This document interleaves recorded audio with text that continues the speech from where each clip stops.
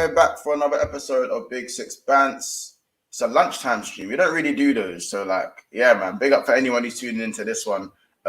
Obviously, we have the original members here today. Of course, it's going to be more of a Zinchenko going to Arsenal. Obviously, that's been announced. And Martinez choosing Manchester United over Arsenal.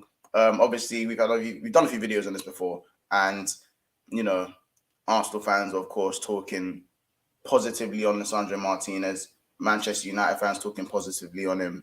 Now, all of a sudden, it's why is Martinez? He's 5'9". He's not going to get in the Prem. How is he going to come up against strikers like Nunes and Haaland? A lot of Arsenal fans are now pointing out Martinez's deficiencies after talking up his pros. You know what I'm saying? However, now that Arsenal have been linked strongly with Zinchenko, and it looks like Zinchenko's heading over to the Emirates, all of a sudden Zinchenko's a bum. All of a sudden he's a bum. And he's an understudy and he's a reject. When personally, he walks right into Manchester United's team, in my opinion. And he also has an argument to start for Tottenham. So, it's funny how these opinions change as soon as someone gets linked, as soon as something's agreed, that player all of a sudden becomes crap. You know what I'm saying? But listen, I'll let the rest of the boys deliberate with that. It's another stream of Big Six Bats. Really hope you enjoy this one. We've got a few clips today as well for the jury to decide what's going to happen. Big up everyone in the chat. Of course, you have Assad here from early. He was here from 12:05. That's a mad thing. Ilyas as well. Big up, Big Six Bats member.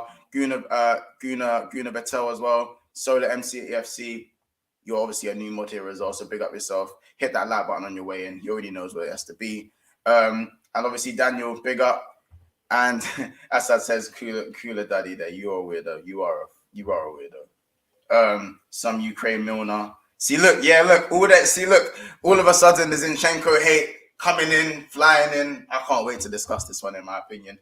Casey Rodney says Martinez has defended well against both Nunes and Haaland. And then that's like me saying Salah's ripped Koulibaly every time he's come against him. Like, these are washed arguments. Big up Gun Benno 94. Obviously, 20 people in here from the jump, so I'm just gonna add everyone in without the. I know this ain't what I think it is. I'm not gonna do all of that. I'm gonna get people in, and we're just gonna get to it. Man, then what we saying? Man, telling me, good man. Great. I'm steady. First man stream ever. Never streamed. Yeah. Word. First time for everything, man. Smash the like for the last time, man. Yeah, big up everyone that's here. You're gonna see some opinions now. And as I say it every time, but I'll say it again. I'm here to give my real opinion, bro. Like, this is what I believe to be true. This is what I believe to be true. I know everyone's worried, saying Casey this, Casey that, but this is how I feel, and I'm not gonna come and change that. You know what I'm saying? I'm gonna come and say how I feel about the situation. I'll try to be as truthful as possible. And we'll see how it goes. This ain't a fucking seminar, fam, about trying to explain how it's your opinion. We know you're deluded, G. It's okay. It's a known fact. No, let's stop it. Let's stop this whole delusion. Because you lot are pushing the agenda that what I'm saying is delusion, and it's not that. Fine, so it's fine. We got Corey. Whenever you want me to run the clip, just say the word. I don't run it. Just say the word. Run it, bro. Percy, I'm waiting until Kaz gets here, innit? But let me know. Let me know when I'll pull the trigger. Yeah. Man, them was slating certain people's new signings, calling them 5'7", won't make it in the Prem, not good enough. But then, literally weeks before, when they were linked to them, saying, "Yeah, this guy's hard. Been watching him for months, watching him for years. And I'm never picking him up, and now it don't matter." Yeah, I don't know about that. I've never seen that. Them comments ain't come out of my mouth. So I don't want you bringing that. Because that's what you like to do. That's what everyone likes to do. Because the Arsenal fan base is so big, a comment will be said by someone on Twitter in the comments, and it will get pinned to the Arsenal fan base, and now we all must believe whatever he's saying. Exactly that. Let's keep it with receipts from here, and we talk about what's been said here. Because the fan base say a lot of things. The fan base say all types of madnesses, but we can only go off what's been said here. I'm not going to go and talk about what Man United fans are saying in the comments about Martinez and Zinchenko. I'm going to talk about what Corey said about Zinchenko and Martinez. You know what, Casey, I pick you up. So we're gonna go with what you were feeling about Martinez, right? Yeah, G. Yeah. So when we run the clip, when we run that clip, you're gonna know your position, fam. Because my position. I know that ain't who I think it is. You're on some top waffle job act, fam. You're on top waffle. Oh, we shouldn't be worried about what Man United fans are saying. Man, them should be up. Man, them act like they're bro. There's no Cass. There's none of that, fam. I had to run out quickly, go get some painkillers for my headache to come back here quickly. Yeah, and you're gonna. I'm gonna give you even more of a headache, big bad. Yeah. How are you gonna give me more of a headache, fam? What are you gonna say? Because you're gonna have to wrap your head around the fact that you've spent. All I'm gonna say, I've got my bottle of water. You spent 50. Wait. You spent 50. Wait. 50 M's of what? Of what? Go on, embarrass yourself. You're about to spend 50 M's, 50 million euros, whatever it is, yeah? Whatever the fee is, it's close to 50 M's, yeah? So let's just say 50 M's. No. Get the initial fee right, big man. I don't know what the initial fee. What is it? Okay. So you're coming on here on a live on Big Six Bands and giving false information. Bro, you're spending about 50 million euros. Wait, how much was it for real though? How much was it? 36.7 million pounds initial fee. Don't do the add-on thing, bro, because we'll do it all out. No, we're doing the add-on thing, bro. You take the whole thing into. No, you don't. Because if we're gonna talk about Darwin Núñez, let's face it, bro. He was 65 million pounds, bro, and then 20 million in add-ons, fam. Yeah, so that's but that's only applied this season in a transfer market, bro. We don't ever do them things there, bro, because you know what? We can start talking about your full package. Your initial fee for Vieira was how much? Vieira was 30, was it 30? 34, 30 something. I don't remember you, man, talking about no add-ons because there are add-ons, big man. Here's like 5 million. Here's probably like 5 million. Bro. Then we'll bump it up, but we're not doing that though. We're talking about the initial fee. Add-ons only happen, and they're not guaranteed, bro. It's if they hit the bonuses, bro. That's if they hit the targets. Do you understand? All right, so 37. Let's say 37 M's, yeah? You spent 37 M's on Lisandro. I'm about to hopefully spend around 20, max 25 for Zinchenko. Right, and at the beginning of the window, I don't know that. I don't know. No, he's not lying. He's not lying. He's not lying. It's between 25 or 35 minutes, but I saw 25 as well. Before it kicks off, let me hit some of these comments because I'm seeing some opinions already. Hit them in, man. Hit them in. Salah didn't rip Koulibaly. You see how he locked him up in the game at Napoli, the game at Anfield in 2018. Salah left man twerking. But in the 4 meetings, Koulibaly came out on top 3 times. Not what I remember, but fair enough. I'm ready to watch Lisandro Martinez in the compilation software already. Same energy should be maintained for everyone.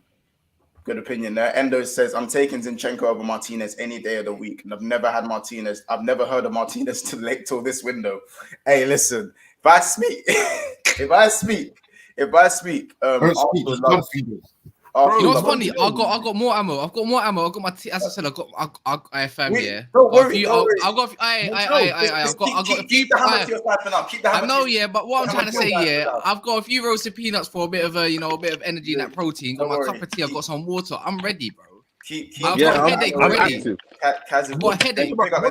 You see what Endo said about he hasn't seen him until this window. Word to Mandem in the chat. They've been watching them for years. Who? The narrative has all changed. Corey, once again, I'll just say it before we start this conversation. Yes. Do not refer to random people that say these comments. If me or Kieran did not say it, then it's not. Please. Right. You're right. Yeah, but Corey can still be like, why is your fan base saying that? You're not going to accuse. That's a never-ending conversation. That's a never-ending conversation, bro. Obviously, we do get branded by. I'm not saying we're going to accuse you of saying something that I don't know, like Gunnar Lee said. Like, you know what I'm saying? Gunnar Lee said Arsenal going to come third. I'm not going to put that on you. I'm saying that there's obviously going to be things floating about the fan base that you're going to have to answer for because you have a platform. No, but saying someone watched it for years, that's an individual could have watched him for years. I don't know. Hold on a second. Wait, Casey, you think I was mentioning other people in the... You guys mentioned other like random people on the net. Who was you mentioning? We're gonna run the clips I've sent you. Yeah, we're gonna run the clips I've sent you. Yeah. I want to show you. You said they watched him for years. Yeah, that's no one said that, G. No one said that, bro. No. Hey, you didn't say that though. Who, me? Hey, you didn't say that though. Me. You didn't say that, Kano. Run the clip. Right. Hey, you know what's funny? You know what's funny? Yeah, you know what's funny? Yeah, I still remember last time. It's always Casey, bro. I don't know. He just lets you do the talking. Was it not you that was hyping up Martinez and what's it called, Rafinha in another clip? Yeah, listen. I will not doubt the fact that man was bigging him up when I wanted him, bro. You talk about man that never watched him, but you never actually watched him, then, bro. But you're bigging him up. I'm going to I was bigging him up. I've never said. That's what I'm saying. Corey, run the clip, big man. Fraudalicious, gang. Fraudalicious. I've never said once that I'm a master on him or that I know like him for years or that everything, bro. I'm going off what I've seen, and what I've seen is he was a good player, bro. Like, I'm not gonna doubt the fact that he's a good signing for you. Like, he's a player that I would have happily taken. You know what I'm saying? But guy that's played like 6 times at left back. Guy that's played 6 times. And by the way, a guy that's played about 6 times at left back or 4 times, something like that. But yeah, and he got roasted, by the way. Martinez. He didn't get roasted. Or a left back. Bro, he's played there about 6 times, bro, and he got roasted there and came straight back out. Done a cover job. Do you know what? I don't know. Listen, goes to show your recruitment is very good. The way the Prem is, yeah. We have to look at because obviously as Arsenal fans, when you're linked to a player, you try to and everyone else does it. You try not to look at the negatives. You try to stick with the positives and ride with the positives, right? But when you take a step back, and I'm sure you're a good fan, you watch football, right? Oh yeah, you must not think. Obviously, a 5'9" centre back is a bit of a concern, right? No, it's not a concern because you know what it is. It's new to the Premier League, bro. It's new to the Premier League. Look, it's times of football are changing, bro. These big traditional number 9s don't exist no more. Yeah, think about it. True. In other leagues, short centre backs are coming more and more and more. It's not going to be that long before you see even Pep probably get a short centre back at sometimes as it evolves. These little number 9s, these people that can do a little bit of everything. These little short number 9s can hold up the ball better than a 6'4" guy. How about that? That's the difference as well these days. Low centre of gravity, but strong. Jesus is one of them guys. I'll give you that. But he's not a finisher, innit? But at the same time, he's a big boy player for me. Long story short, yeah. Let me get onto Zinchenko a little bit because I think he's underrated. But let's put it like this. Casey, bro, you're gonna probably say he's the best left back in the world now and all this kind of stuff. No. Yes, you are, man. 25 million is still this, that, and the other. But let's face it, 25 million is a good deal, though. Bro, I don't even think he's playing left back, bro. I think he's coming in as a centre mid, you know. Let me put he's it like this. He's gonna come in as a Xhaka replacement. He's like a Xhaka kind of thing. Long story short, yeah. If you got my man at left back, Martinez, 5'9", then you got more of a defensive minded left back on top of Tomiyasu. That just don't work. Long story short, again, Tierney's fit, your whole centre mid's fit. Let's say it's Vieira there, Odegaard there, Partey's there, whoever your other rusty centre mids are, then is he even getting in the team? Of course. Who's Zinchenko? You're telling me Zinchenko on ability wise is better than Tierney?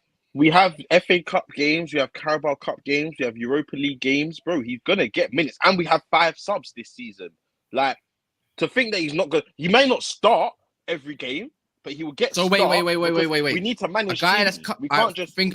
So you're telling me, yeah, a guy that's been happy to play for a spot on 20 grand a week at Manchester City is gonna come to Arsenal, take out Champions League ball, and tell me he's not gonna get a start because before your manager was flirting with him, promising that he'll play him in his preferred position. Because remember, Zinchenko's not even a left back; he was a converted centre mid to left back, and I heard Arteta promised him all time at centre mid.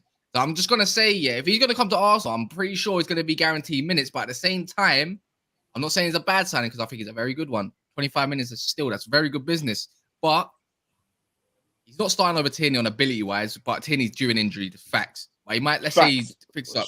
But in the centre mid, if you're gonna have Partey and Odegaard, I'm sorry, I'm having them man over Zinchenko, bro. Yeah, but Partey's due an injury. Xhaka's due a suspension. Like all of these players, right? Because what the problem is we had no depth. We had no depth. So it was all great players maybe not coming in as I'm improving the first 11 so much to say, but that wasn't our first 11 wasn't really an issue. If you think about it, last season when everyone was fit, it wasn't an issue. The issue started coming when the drop off from the starting 11 to my subs was so far. Players like, Cedric was okay, I guess, but Tavares left back was not really a that. When Tomiyasu got injured he got injured and then he came back and got injured again. He weren't the same after injury because we rushed him back because the drop off was so far. Partey, you know what happened when Partey got injured. So it was the drop off that's the problem. Now, if you have someone like Zinchenko, experience, who can come in for a few games, you saw what Elneny can do for a few games. Like, I don't feel like this is a bad sign. I'm not expecting Zinchenko to start. And I'm sure he doesn't expect to start, but he's definitely there to push. He's definitely there to push the starting 11 and maybe earn his start. It's a great deal. But you know what's funny? This is how shit. We all thought, Arsenal moving early. Yeah, they're doing great business. Then the Rafinha thing happened. Clubs came sniffing, bro. They came sniffing. You got hijacked, bro. Not once, but twice. And then Martinez came. You got licked, bro. Man came on the moped. Man saw you with an iPad and said, I'm taking that, bro. Go on mute for a second. Listen. Go on mute for a second. Listen. For Rafinha, we knew before we was in for him that he wanted to go Barcelona. We went in for Rafinha knowing that if Barcelona got their money together or found a way that Rafinha would get, but it was wait. This is where you're wrong again. Because Chelsea came in and took it, not Barcelona. Barcelona took it over Chelsea. You know what's funny? Martinez, you put an offer. Lisandro Martinez rejected your offers ASAP. He's like, I'm not going there. No, he didn't. I'm not going there, big man. Yes, he did. Go check it. Go check it. No, he didn't. Go check it. Go check it, bro. Arsenal bid it. Arsenal made a bid, and then he heard Manchester United were interested. He said no to you, man. Go check it. It's fact. Who said that to you? David, go check it. Mike, the guy that's the top journalist, of Ajax, Mike Verwey, I knew it. I knew it was going to be him. That's okay. And you know what's another funny thing? See the Zinchenko deal? See such a Zinchenko deal, someone on low wages, and only 25 minutes. Guess what? Your board has said we need to act fast on this one, bruv. Because other clubs will come sniffing for a 25 million guy on 20 grand a week. And I'm not funny. He might even choose Everton because his boy from Ukraine's over there. How about that? No, man, that's getting weird. How about that? You hear this? The only reason money talks, bro. He wants stability in life. Arsenal don't give me stability. That's bro. What Everton do? No. I'm just saying what I'm trying to get at. Everton can afford his wages. So where's your stability? One second. Where's your stability? They don't have a left back. They get back to the corner. Wait. Stability, why fam? are you talking about Man United? I'm talking about your club, bro. No, because you're saying offer stability. You're talking about taking your player Martinez, bro. How about that? Wait, you offered more. Hold on. How about that? How about that? Take a drink. Go back to your corners. Kiers, dress up Casey with a towel. Corey, give Kaz his towel. Give him that man's towel in the corner. How about this, Kay? When you get time, Corey, there's no link. There's nothing there. You haven't got anything on me. As I said, we'll let it chill for a second. So the main point I've been hearing is Martinez's height. People are talking about Martinez's height. Obviously, some people have made the point that Tomori is only 5'10", of course, which is why he's good in the Serie A and maybe not as good in the Prem. I don't know if people would take that however you want to take it. I personally think that a short centre back can work if you've got a Colossus next to you. You know what's funny as well, though? Remember, yeah. I know he's a special player, but Fernandinho done a centre back job in the league, and he was phenomenal, bro. He was shit. No, he was what? No, not last season. I'm talking about before. Not last season. Oh, I thought you was talking about. I'm talking about seasons before. Because remember, he came in late, innit? I'm talking about when I think they had a lack of centre backs. Fernandinho came in at centre back, and I'm not joking. This man was ridiculous, bro. The year they won the Prem, innit? Like not when Liverpool won it. One season before that, I think. Yeah. And he played hard, yeah. John Stones is getting injured a lot. And another one, Daily Blind. I just want to say this year, Daily Blind plays centre back with Chris Smalling, and our defence that's probably our best looking defence since you weren't doing David Moyes. But your defence. No. But the defence was good though. The defence was good. No. It's the best defence I've seen since David Moyes because we didn't concede a lot. I think LVG played Daily Blind at left back, put into centre back, and I think Mourinho tried it one time as well, and he looked sick there, and he was short centre back. You get what I mean? Wait, Koscielny was 5'8". Jeez, I was just about to say that. No, who said that? Who said that? Koscielny was 6'1" too. Koscielny He was 6'1" or 2. Koscielny is defo 5'10". No, he's not. Yeah, He's like, 6'1" brother's or a 2, bro. He's definitely Brother's a big man. My brother's 6 foot. I used to try to create that guy when I was on pro clubs. I tried to create that guy when I was trying to like swap over players and all bro, that kind of stuff. Koscielny was a Koscielny was big 6'1" or 2, bro. He was the come on, man. Yeah, no, Koscielny is just checking now. his neck alone was 5 foot, bro. 6'1". Real Hey, talk. football chats. Hey, get out of here, man. Get out. I know, big you out apart. Man said 5'8". Sorry. Oh yeah. So I'm gonna leave the question for the chat right now. We're just gonna put it out there. Who is the better deal, Zinchenko to Arsenal or Martinez to Manchester United? In the chat, I'm not gonna put a poll. You man, just run it up in the chat. Who has got the better deal and say why? And obviously, why? I want reasons. Think wisely. No. I think you know what? I think it's a. What do you mean? Martinez and Zinchenko. Yeah. Two Arsenal. No. It's great deals for both clubs. You can't deny it. Like, I can be No. But if you're better. No, it's not. Did you say violent? No, because I think Man United's got the better deal because we need a first team centre back where Arsenal don't need a first like a left back or a centre, whatever you want to call it. Like if you get what I mean. It's like we need a backup left back. Martinez is a guaranteed start. No, but I think he is a guarantee. Why would you bring in a centre back for 45 million euros if you're not going to start him? That's you not know what I mean? No. Montel, for them on a budget, their budget as of now, if they buy De Jong for the price that they've agreed, they get Malacia, 4 million, 63 million pounds plus extra shit. That's like 120 million. Nah, Casey, money don't matter to these, man. Casey's onto something. You don't remember who's in charge of our club. The Glazers own the club, bro. Montel, obviously they're looking at Martial as a new signing. We as fans know that Man United have money. Like we all know that. But it's down to what's given to you, bro. Montel, right. And yes, and Glazers they do the mad thing, but at the end of the day, amongst the mad thing, Man United are still the biggest spenders, bro. They're one of the biggest spenders in general. Montel, they've said from the beginning of the window that their budget's around 120 million. No, now, if they went and spent, no, I'm just saying, I'm not saying it is. But I'm saying if they went and spent, that's what they agreed. That's what they said at the beginning of the window. I'm not saying that it's the truth. It was rumored. It was rumored. It was rumored that it's not. All right, it's 120 million, 200 million. But go on, land, man. Yeah. So if they spent 120 mil, don't be shocked. Is all I'm saying. Like, don't think, oh my gosh, like they've only spent 120. No, I'm not acting like Man United spend 300 million a window. They don't spend 300 million a window. Like, you know what I'm saying? But at the end of the day, their money, like if they wanna put in money for a player in this stupidly, they're gonna do it. Yeah, but we've always bashed them for that. So like we can't bash them for not doing it. I'm not bashing them for not doing it. I'm saying Lisandro Martinez was the most expensive player in the world. So if he doesn't start, it's not a game changer. No, but 50 mil for a player, he's not 50 mil. He's 30 mil. 45 million euros. He's at 38 mil. He's 30 mil, fam. All right, Montel, would you spend 40 more on a player to sit on your bench? That's not a lot of money. Wait, answer me this. No, you do. Answer you can. Montel, you would though. No, I'm asking Montel. Would you spend 40 M's on a player now in, let's say, midfield? You need a midfielder, right? Because they need a centre back. So would you spend 40 mil on a midfielder to sit on your bench? No. You mean for someone who's not guaranteed to start? Oh, not guaranteed to start.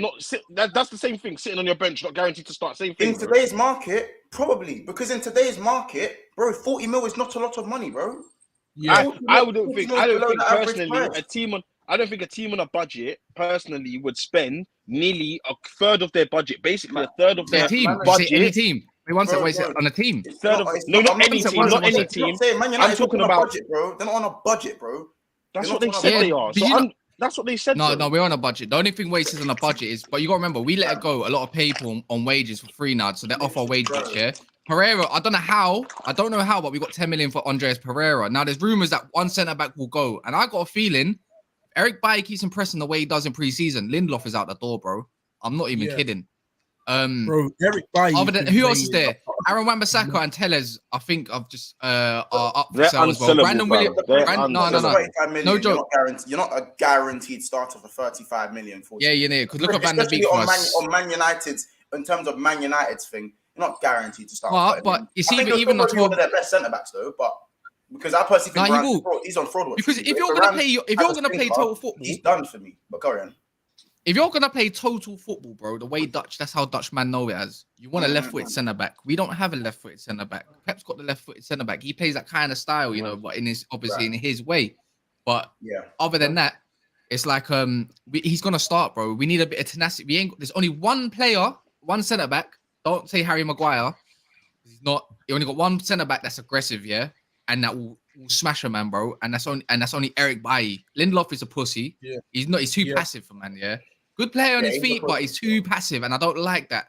If you had speed, I'd be like, all right, cool, we got to start that man, but you don't. Long story short, as well, Varane he's not an aggressive player, bro. Again, he's quite passive. If it wasn't for Varane being agile, he'd probably be a dead defender. I'm not gonna lie for you. See Gooner Lee with that comment.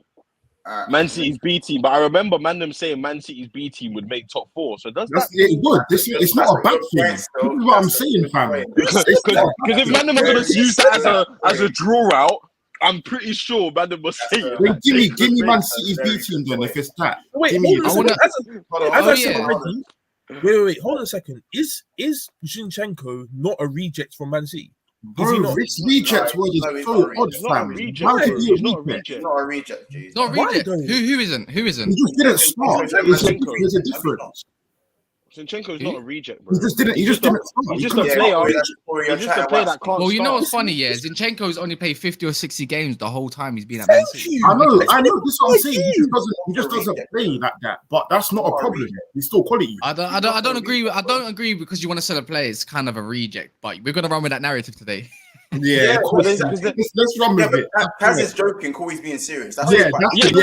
Corey's been saying this for a few days. He's been saying it. It's not that. Think about it now, The most appearances Zinchenko has had in this season is 20 appearances.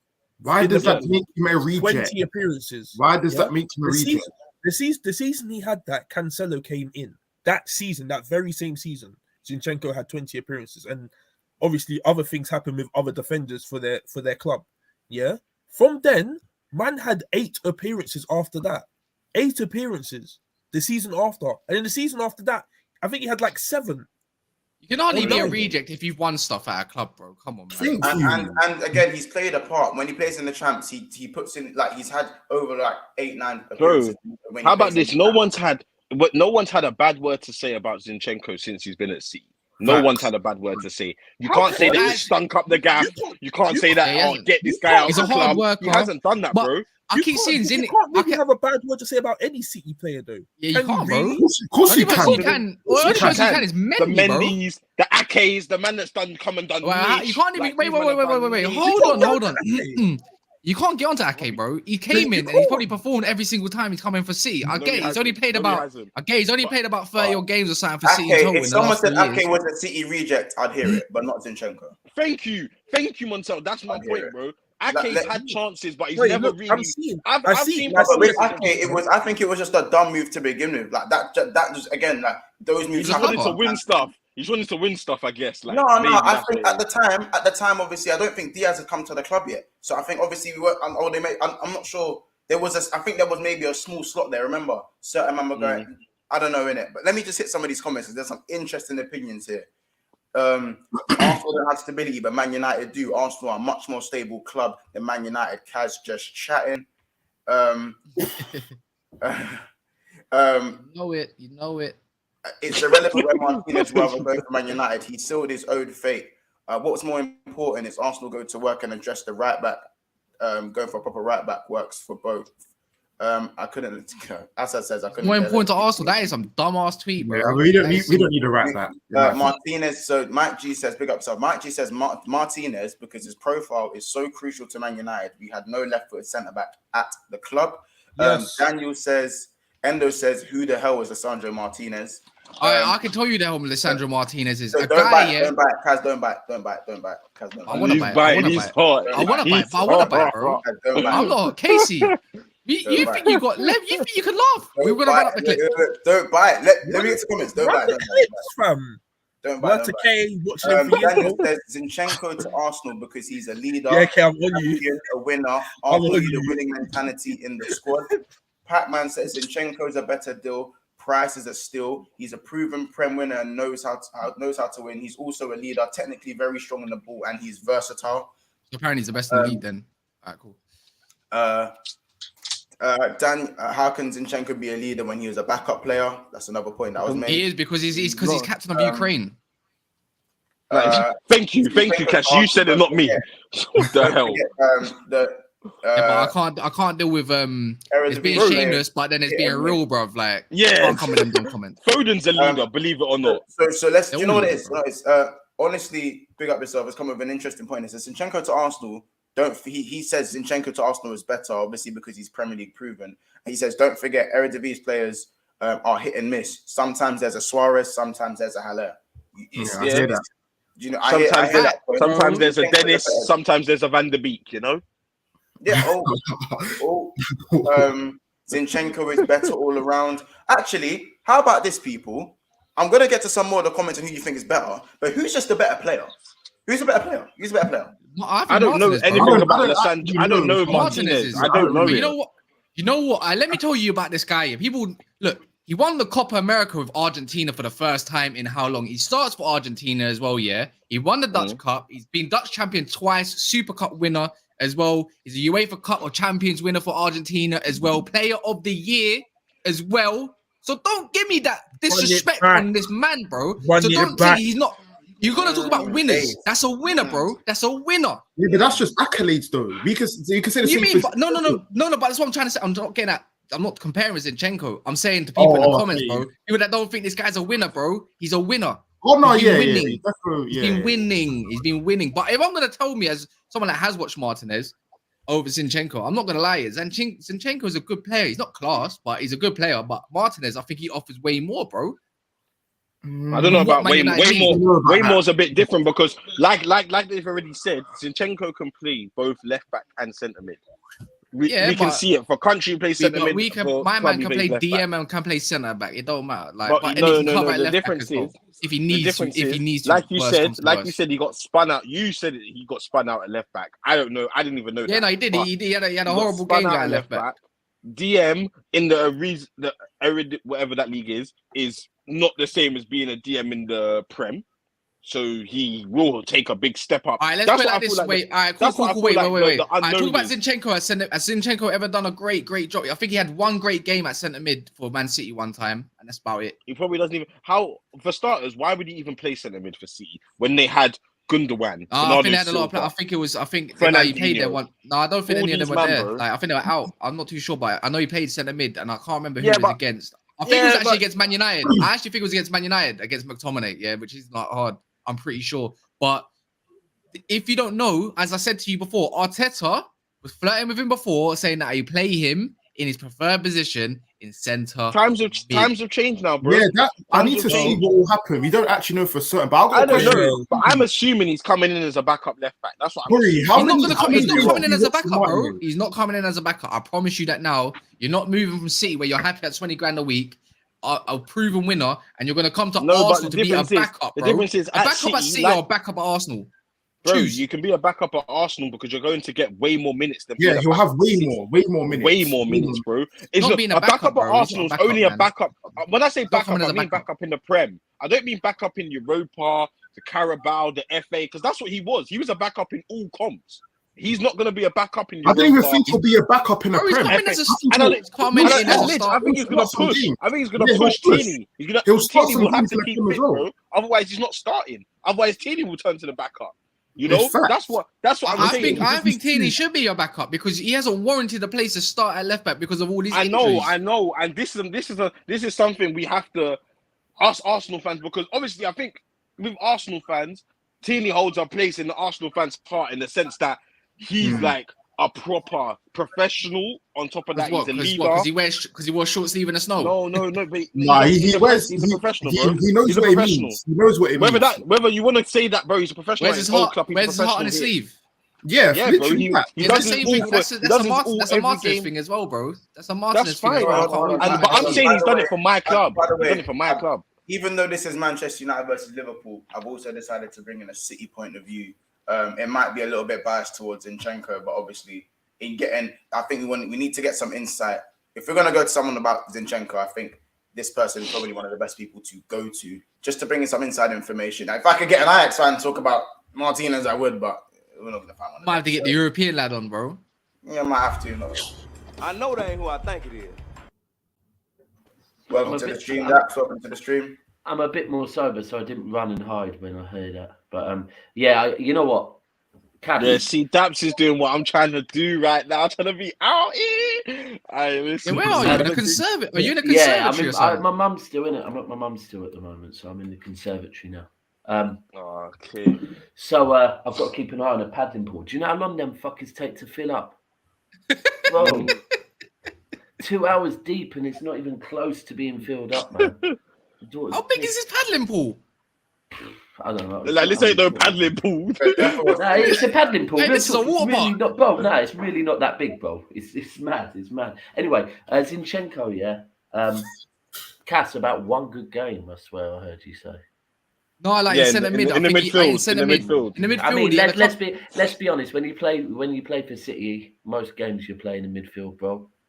Like the amount of ball the amount of the ball we have, and the way he plays, and the way that he's a midfielder. He's playing as a midfielder most of the time. Can you please tell these guys about the Arteta thing as well, about playing in centre mid? So when he was linked with Arsenal in like June, I heard that Arteta had said is for your preferred position as central midfielder. Where he plays for Ukraine, anyone that saw the Ukraine-Scotland game saw that my man ran the whole game from the centre of the midfield. Now, I'm not going to get a Partey. Do I think that Partey fully fit is better than Zinchenko as a midfielder? Yeah, I do. Do I think that Tierney as a left-back fully fit is better than Zinchenko? Yeah, I do. But it's not often that you see either of them fully fit in front of you. That's it. As far as with Zinchenko, he is a leader. Yeah. Sometimes it can be hard to see how much of a leader he is and someone said the same about Foden. Yeah.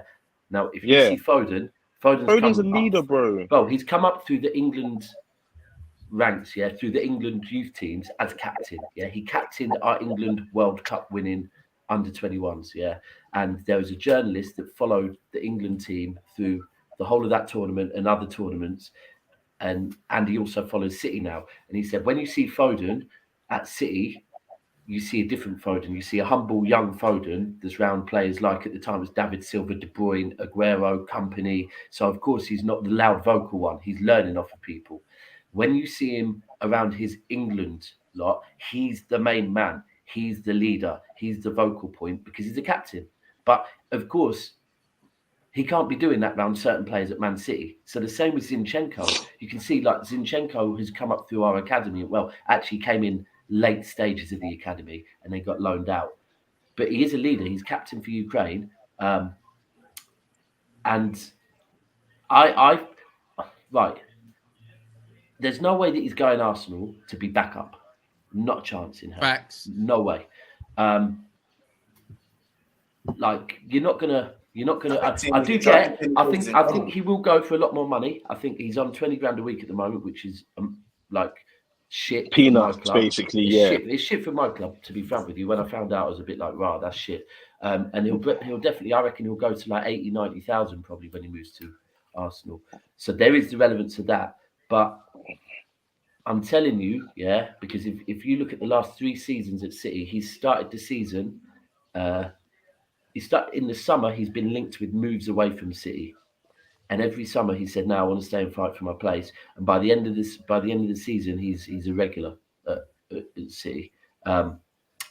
This season in particular, we had massive games against Real Madrid away. When he came on as a sub, changed the game. Last game of the season, it was his assist for the second goal. Arteta won't be buying him to be a squad player. Like, I'm interested to see what it'll be. I don't know if he's coming in as a Xhaka replacement, maybe long term. That's what I'm saying. I think he's a Xhaka replacement for the long term because he can do what Xhaka does. Yeah, and the beauty is that look, you could put him there, yeah, and then if Tina gets injured, then you could go, you know, we're going to move you to left back, and Xhaka's going to come in because he does know, like, when you're at City, the one thing that you learn to understand is that you're part of a squad. Your role is to be part of a squad, not just like it's not about one individual player. You will play like for a lot like. of games. It's not that. It's not that. It's not that. You're part of a team ultimately. Like everyone's important in the team. You got to remember that's what Arteta is trying to build at Arsenal. Is the exact same mentality that City have on and off the pitch, where everyone is pulling in the same direction. I can't compare him to Martinez because I don't know enough about Martinez. But Martinez has no Premier League experience, whereas Zinchenko has 4 years of Premier League, 5 years of Premier League experience, And one for them. He's a fighter, man. He's a fighter. He's a proper fighter. He's very good in the air. People talk about Martinez's height, I believe, don't they? Mm-hmm. Yeah. You know, he wins a lot of his duels. Thank you very much. Bro, Zinchenko shocks me how good he is in the air, man. He's proper good in the air. But yeah, even if you do play him as left back, he can come into midfield as a left back and like as the game transitions and comfortably improve your ball retention. How much are you playing for Martinez, Cass? In what, as initial fee or as a total? Whichever you want to give me, I don't mind. I'm going to give you initial fee because add-ons don't mean that you're actually going to get your add-ons. So 36.7 million. All right, so they're probably going to be about the same price, probably. I reckon Zinchenko, we can get him for between 25 and 30, in my opinion. I reckon that will do it. With nice, bro, his wages are going to get tripled, more than tripled. But that's him, innit? We don't need to sell him, bro. We don't give a shit about his wages. By the way, guys, housekeeping, we're on 46 likes. Obviously, 50 people in the chat. Big up everyone in the chat. I think you need to push it.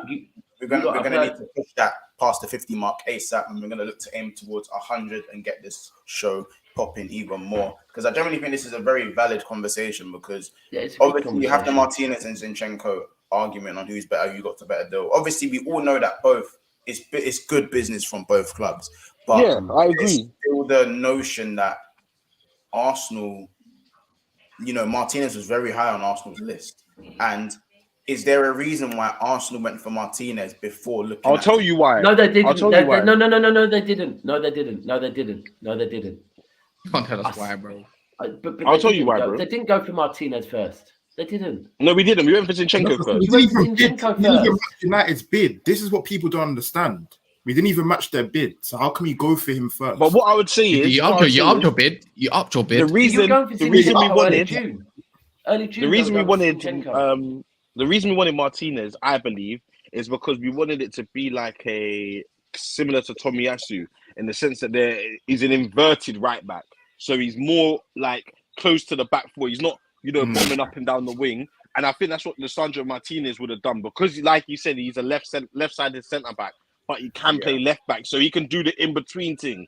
So that's what I think Arteta was going for, and then having the midfielders being able to spread out wide and create the space and have Odegaard operating or someone creative like what's his name, Vieira operating in the midfield and giving the ball to the Sakas and the Martinellis and Jesus and whatever. So I feel like that's why we pushed so hard for Martinez, is because he would have been perfect for the system. Now Zinchenko's a bit different. Zinchenko can play a bit further out wide and can do the bombing on thing, but he can also do the Xhaka role and fill in as a left-sided centre-back-ish kind of thing. And come in tighter and play. And he's good with the ball at his feet, so he can receive the ball off the back line and do something with it. So that's why. And you're right. He can do both. As well, because that's it. So I feel like he's got one hell of a. He's got one hell of a like a kind of like a very powerful whip, whether it be a shot or a cross. He's kind of a bit similar to Kolarov, but not as good as Kolarov at that. Yeah, but he's got a very powerful shot. He likes to have a shot as well, to be fair. Doesn't score too many, but he can hold the width, but he prefers to come inside it because naturally he's central midfielder. Yeah, that's what we need. How old is Zinchenko, by the way? How old is Zinchenko? 25, 25, 26. 25, yeah. I think Arsenal got a better deal. I'm not going to. We did, because he's like I said, it's there. It's Premier League proven. Proven. You know what it is for me. Again, and I feel like I'm on a flipping record, a broken record player. Why do people pick and choose when to use Premier League bias or Premier League tax? You know what I mean? When you're not in the Premier League. Hold on, there's a difference between Premier League tax and English tax, though. No. I'm talking about, when people want to talk about other leagues, they'll say, yeah, but so and so is playing in the Premier League, or they're doing this in the Prem. So obviously, I'm going to go who's doing this in the Prem. But as soon as the narrative flips and you're going for the guy that doesn't play in the Prem, you're trying to find every argument under the sun as to the why that's better than the guy that's doing it in the best league in the world. Which that's why it's not even just the fact that you're doing it in the league. Better than Lowen. But it's not even about it being the best league in the world. It's the fact that it's the league that he's coming to play in, which is the league. Yeah, but it's like that's what I mean. Like for example, as I said, so when we were having an argument off camera the other day. Obviously, Ethan, we're talking about Perisic. I made the point that I made the point that why are so many rival fans, obviously by Liverpool, you know, it was more it was coming from the Man U fans and Tottenham fans. And so they were calling Zinchenko a bum and that, like a sly scrub and a reject. And I'm just like, well, for me, they don't know any. They're just doing it because Arsenal were linked to him. Zinchenko starts for Man U. Like we're not gonna act like Zinchenko doesn't start for Man U. So he's a reject. Did someone say he's a reject? Is it Corey? Because you know why he's a reject? Because he's coming for Arsenal. If he was linked to Real Madrid or Liverpool or any of these type of clubs, he wouldn't be a scrub. It would be a great signing. Oh, look at that business. Look at this is what I'm saying. Like the opinion chops and changes too fast. No, you can't look. He played on the last game of the season against Aston Villa, right?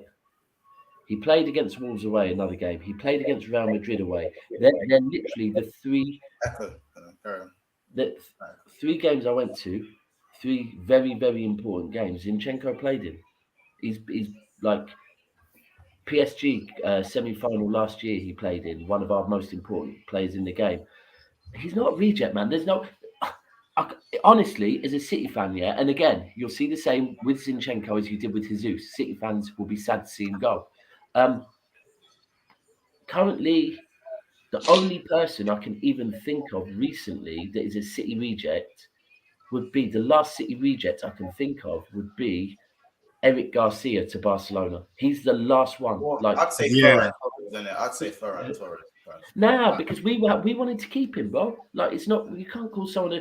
Ultimately, what it is when players go into Pep's room and say, "Look, I want to move or I want that move," Pep's a guy that is like, "Okay, if you don't want to be here, you can go." If that makes you a reject because you've asked Pep to go and Pep's gone, okay. Well, in that case, do you know what? Sterling's a reject. That's what I said. I said, how is Sterling not being labelled a reject? But it's because he scores. He scores. And let me be clear. I'm not saying Sterling's a reject, but I'm saying if someone comes in and say, cool. The problem I have with that, is if whoever said Sterling's a reject, I don't believe that because Sterling will start a lot of games for City. A lot. Yeah. 47 last year. Yeah. 47. Yeah. With Zinchenko started 35. So Sterling played in 47. Zinchenko played in 35. So I mean, 35 reject numbers. And how many games did Sterling start in those 47? Did you say? And how many games did Zinchenko start?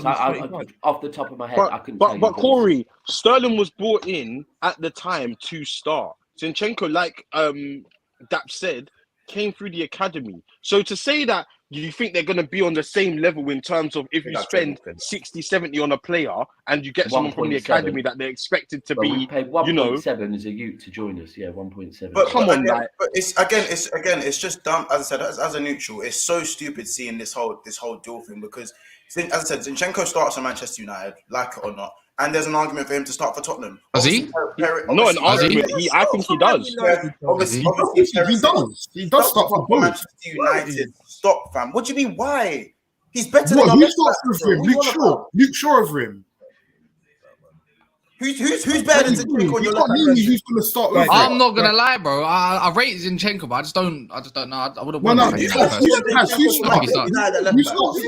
at Man United? I'm backing my boys. I'm not going to lie. I'm backing my boys, man. There's no way he won. Missed one season in 7 days. Corey, who starts with him? I'm backing my boys, man. Hold on. Here's it now. We need some more context to the question. Cass. Not under Ollie, not under anyone else. Under Ten Hag, who would start, Zinchenko or Luke Shaw? Malacia. In that, there's probably, you know what? I agree. He probably starts. Yeah, he probably starts. No, not probably. He starts for United, bro. There's no probably in this. Yeah, I agree. But for you, man, to say that he walks in and starts just like that. He does. Sure, bro. If Ten Hag saw these options and thought, who do I start? He's picking Zinchenko in a heartbeat, bro. He's not even thinking about it, bro. He's much better than Shaw and Tellez. Bro, breed inconsistency. He knows the system. That's the only reason why he starts. Because he's there's not about stop using system to downplay a player. System is modern football, bro. It's the most important thing, bro. System is modern football. This is not 2004. It's not Freestyle Fridays, bro. It's modern football, G. Bro, so if you can play in the system, that's the biggest compliment. The way you're disrespecting Shaw is just it's a bit mad. Of course he can get disrespected. What's he done? Bro, he had one good season, man. For 3 years he was injured. For 3 years, but that's not obviously that's sad. So Corey, I'm pretty sure you know the famous line, Corey. You know the famous line: availability is ability. You know that. Corey. I'm so sorry. The fact that because people like to get onto Partey, the fact that he's not fit all the time, and that's why they don't hear that argument. Or Tierney, bro, you have to take it into consideration. As sad as it is, it's the reality. If you can only play 10 to 15 games well in a season, you can't be relied on, fam. You can't. Facts. And that's why certain people in our fan base are saying for Tierney to be sold. I don't agree with it, but there's been murmurs of it now because it's funny you say that. It's funny you say that. What do you call it? He's played 10. Luke Shaw can only have 10 to 15 good games. Zinchenko's having 20 games. Do you think he's played well in all 20 games? No, but that's not through availability. That's not through availability. That's due to quality. That's due to quality. That's nothing to do with availability. Basically, you shouldn't even be entertaining this. Zinchenko walks. Yeah, it's weird. I know. Even a conversation. And as I said, there's even an argument to say that he walks into Tottenham's team. I think before Perisic comes in, he walks into Tottenham's team. Oh, that's not even before Perisic. I feel like it's a bit different with Perisic because they play 5 at the back. Yeah, they play with I hear it. But like, again, from the options they had, Reguilon and Ryan Sessegnon, Zinchenko still plays. Yeah, he does. Yeah, no, I agree. Because even the Perisic argument, like, again, that's I wouldn't say it's a shoo-in that Perisic goes in over Zinchenko, but it's definitely a conversation that can be had. Well, it's all relevant to the systems, isn't it? Yeah, of course. He probably wouldn't under Conte, he probably wouldn't, but there is, look, I honestly believe there's relevance in why Arsenal have bought Jesus. Sorry, 1 second. One. One. There's relevance to why Arsenal bought Jesus and want Zinchenko. I think there's relevance to why Chelsea seems so eager to get Ake and Sterling. They know how to play system football. If it was Oli and Man United buying players last season, they probably wouldn't have gone in for Zinchenko. Sorry, Zinchenko probably wouldn't have started under Oli, and they probably wouldn't have gone for him. Under Luke Shaw, under Ten Hag, they probably would, because Ten Hag is a manager that would play system football. But then with that argument, because this original argument is Martinez or Zinchenko, there is relevance that Ten Hag would always go for Martinez, because whereas we say Zinchenko knows the Premier League, Martinez knows Ten Hag, and Ten Hag knows Martinez. That's it. So, thank you. You've hit the nail on the head. So both of them, it makes sense with Zinchenko, who knows Arteta, and Arteta knows him, and they both know systems to go together. And Martinez, and so I don't think either of them are doing badly. But like I said, I ain't watched Martinez to know enough about it. Facts said Zinchenko is shit at defending. You guys stop acting. He's got better. He's getting better. He's getting better every season. Admittedly, that's not his role. He's a central midfielder. Yeah, like same as Delph wasn't great defensively for City, but I presume Arteta's hoping that Arsenal are going to have a lot of the ball. That's all. Can't you lot a question? When you let's say Corey, hold the question. I know that ain't who I think it is. That's Arsenal cavalry in the building.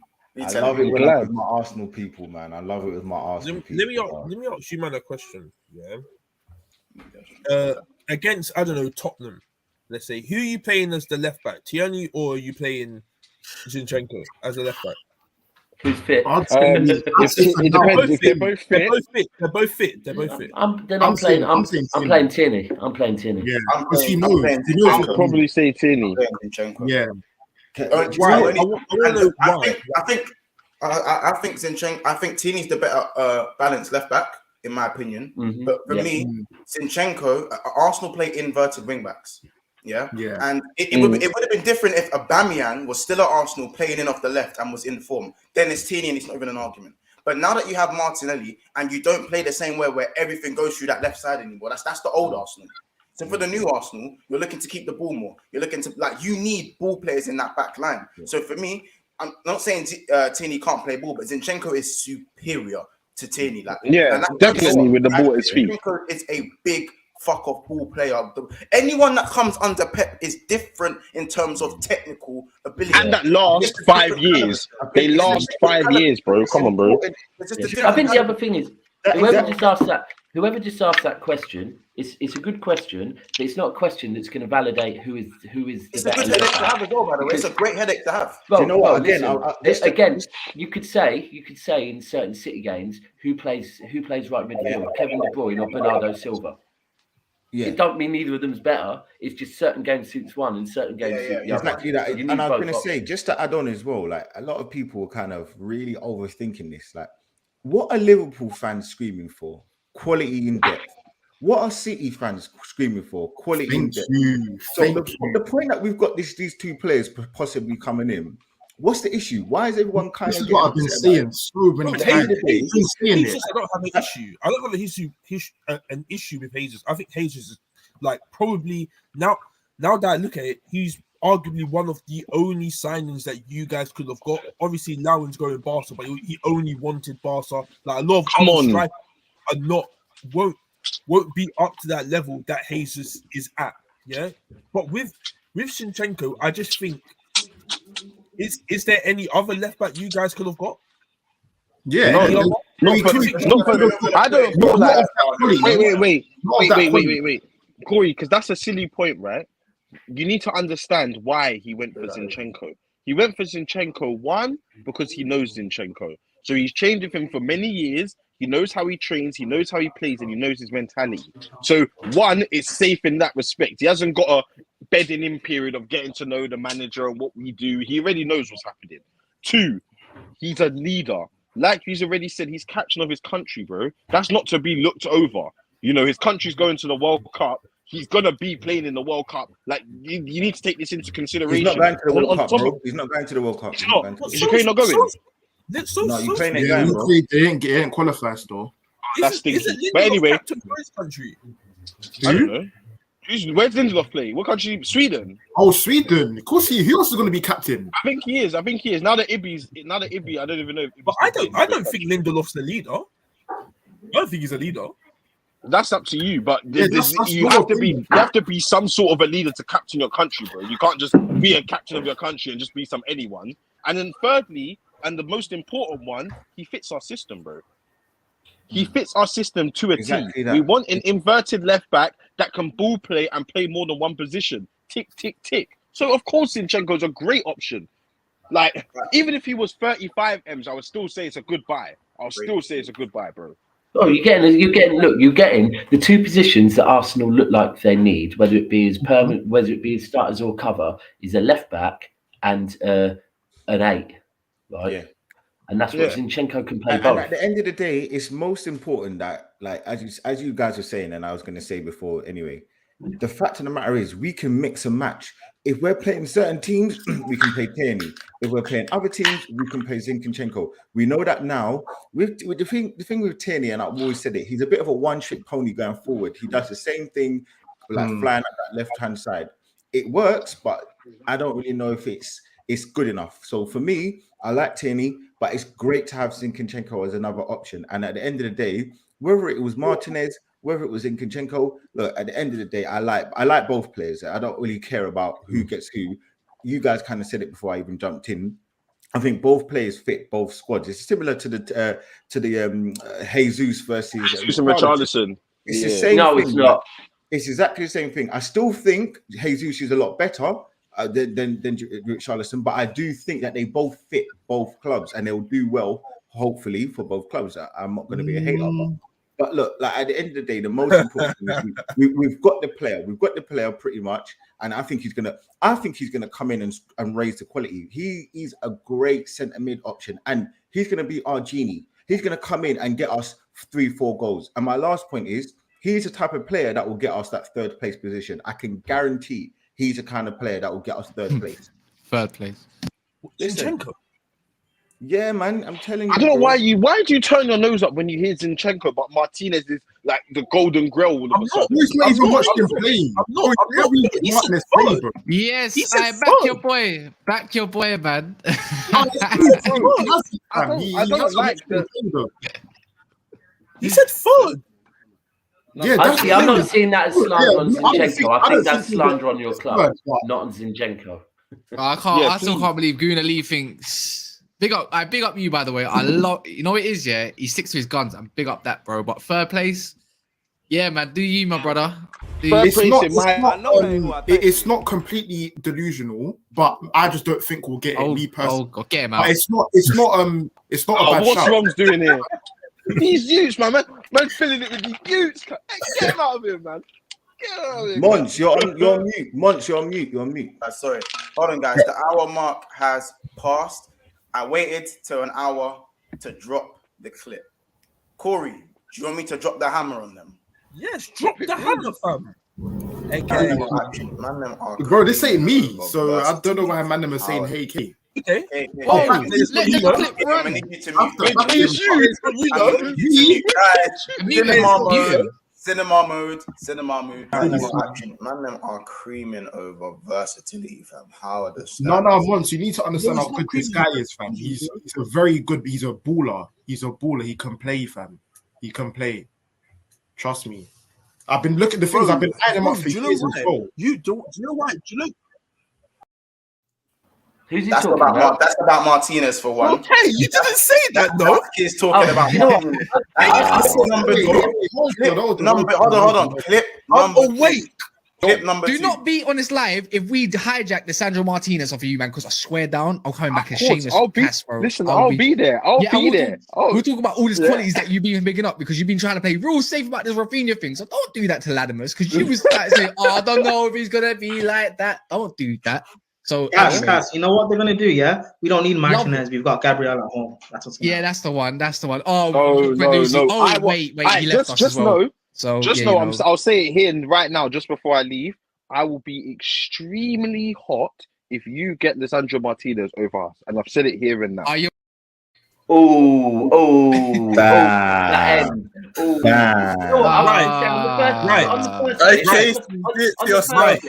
On the first clip, I thought Roms was talking about Nunez there when he was saying that.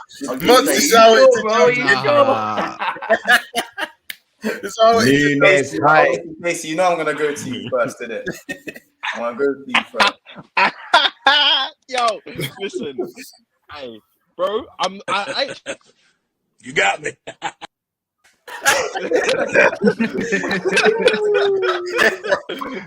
Man said, got him. Listen, I'm hot. Don't get it twisted. But you know, pain's there to be healed, and my pain has been healed. Wait, hold on. Why are you hot? Why are you hot? Because I'm hot. I'm hot at the fact that one is clearly who Arteta wanted, right? That's number one. I don't think so, but Zinchenko first. Yeah. I know we wanted Zinchenko first, but we pushed very hard for Martinez, and that can't be carry on. I interrupted you. Carry on. Yeah. So the fact that I believe Arteta wanted him, like as one of our main options, is one reason I'm hot. Two is because I think that he's a quality player. Those like rough kind of like the Romeros. I know it's mad if I say it, but the Romero type players that have a bit of grit to them, a bit of fight to them.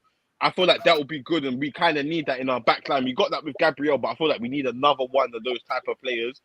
So I feel like he would have been good for that. And on top of that, he knows football. He knows systems. Ten Hag played in a system. Arteta plays. They're very meticulous in the sense that they need their centre backs to do, or they need their players to do certain things. And I feel like he would be good at following instructions. So for me, he would have been a great signing. Now, the fact that he's going to Man United for the price that he's going for, and the fact that we're now linked to Zinchenko, who's another player that ticks all the boxes, I'm not hurt. So at the time, yes, I'm hot. And I didn't think we was going to get Zinchenko. But now that we're getting him, I'm cool. I'm steady. Like, the drop-off, I think Zinchenko is better than Sandro Martinez personally. But, you know, I'll get called a hypocrite. You are a hypocrite. You're flip-flop. Hey, Kate, did you say that you've been watching him for years or? Yeah. It said in the video you've been watching. Did I say that? Oh yeah.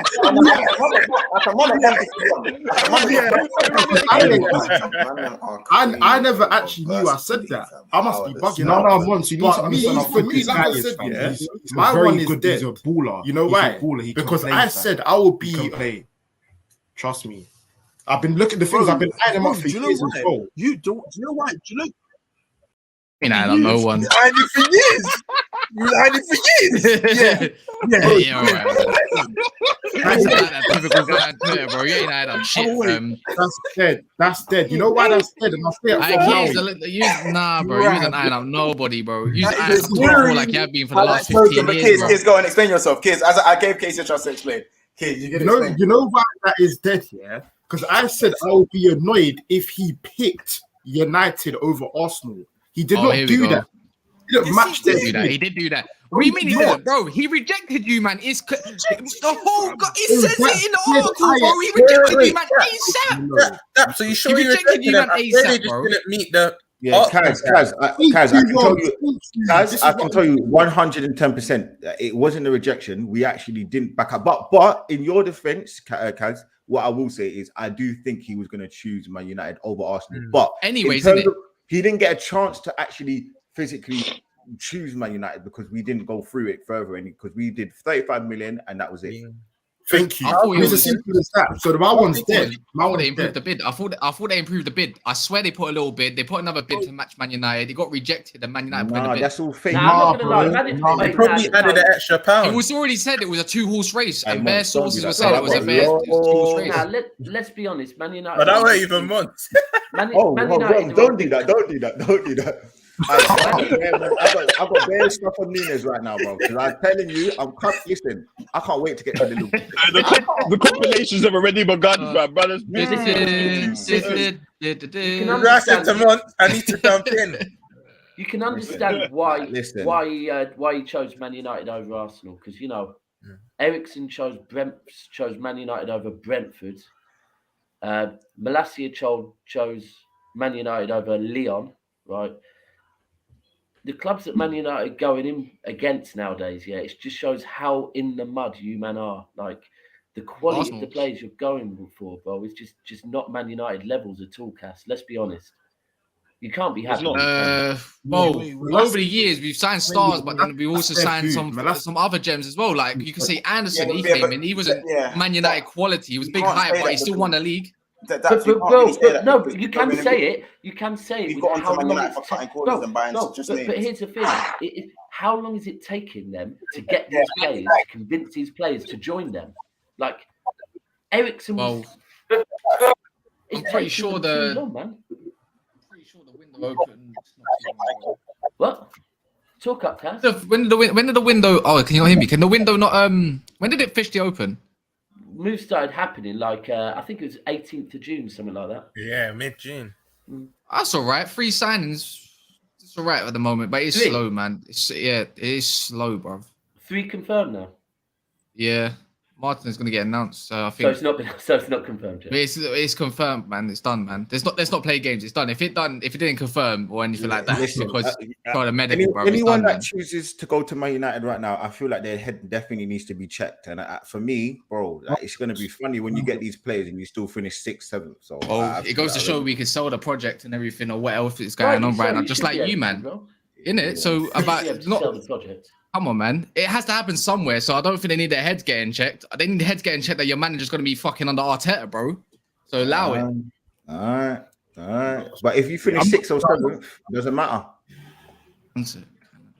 For you to say you're finishing 3rd is wild. This is why you're. It's not wild. It should be the Lou de Gunali, bro. That should be his name. Wild. Let me tell you why it's not wild. Why you gotta respect Gunnar Lee? He's been saying this for the past month now. For me, it's deluded, but he's got his reason. It's not wild. I know, man. All right, so Corey, hold on. So I'll tell you why. I'll keep it straight, innit? In my opinion, let's not talk about Man United because they're irrelevant. We know Man City. We're more relevant than you, my brother. We're relevant, but we're always getting what's talking about. You know what's funny? We're always in the ears. We're always in it, man. Main character syndrome, bro. Don't do that. It's like when we say Man City, like they're a relevant club, bro. But we're always talking about them. They're more relevant. Hold on. Why are we always spoken about? I want to know that, but we're so irrelevant. Hold on. But every other club, yeah. Don't get me wrong. Sorry, Gunnar. You know what? Apologies. Go on, do your thing, man. No. Listen, I'm more looking at it very simply, and I'm saying like the way I mean by you lot are relevant is the fact that I'm not looking at you right now and thinking that you're gonna do anything to validate finishing anywhere in the fourth, third position. I don't see it at all in it. And you man are. Hold on, you ain't done. And I was chatting to my boy yesterday. What have Man United done to close an 11-point gap on Arsenal? Nothing. You haven't done anything. And you have to think about teams like Leicester, West Ham, who I'm not saying are better than you, but what I am saying are at that point where you ain't done anything to kind of do any major moves at this point now. Yeah, you ain't. It doesn't look like you're getting De Jong, and it doesn't look like you're getting a striker to kind of fire in the goal. And you have to think. It's all right. But you keep. It's all right, bro.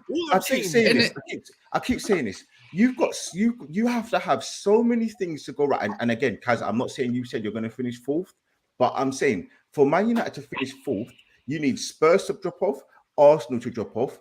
You then need your manager to bang and do extremely well. You need your defense to improve. You need Malacia to come in and play well. You need De Gea to not pull a hamstring when he's trying to do sweeper keeper. You then need a new DM that you don't have.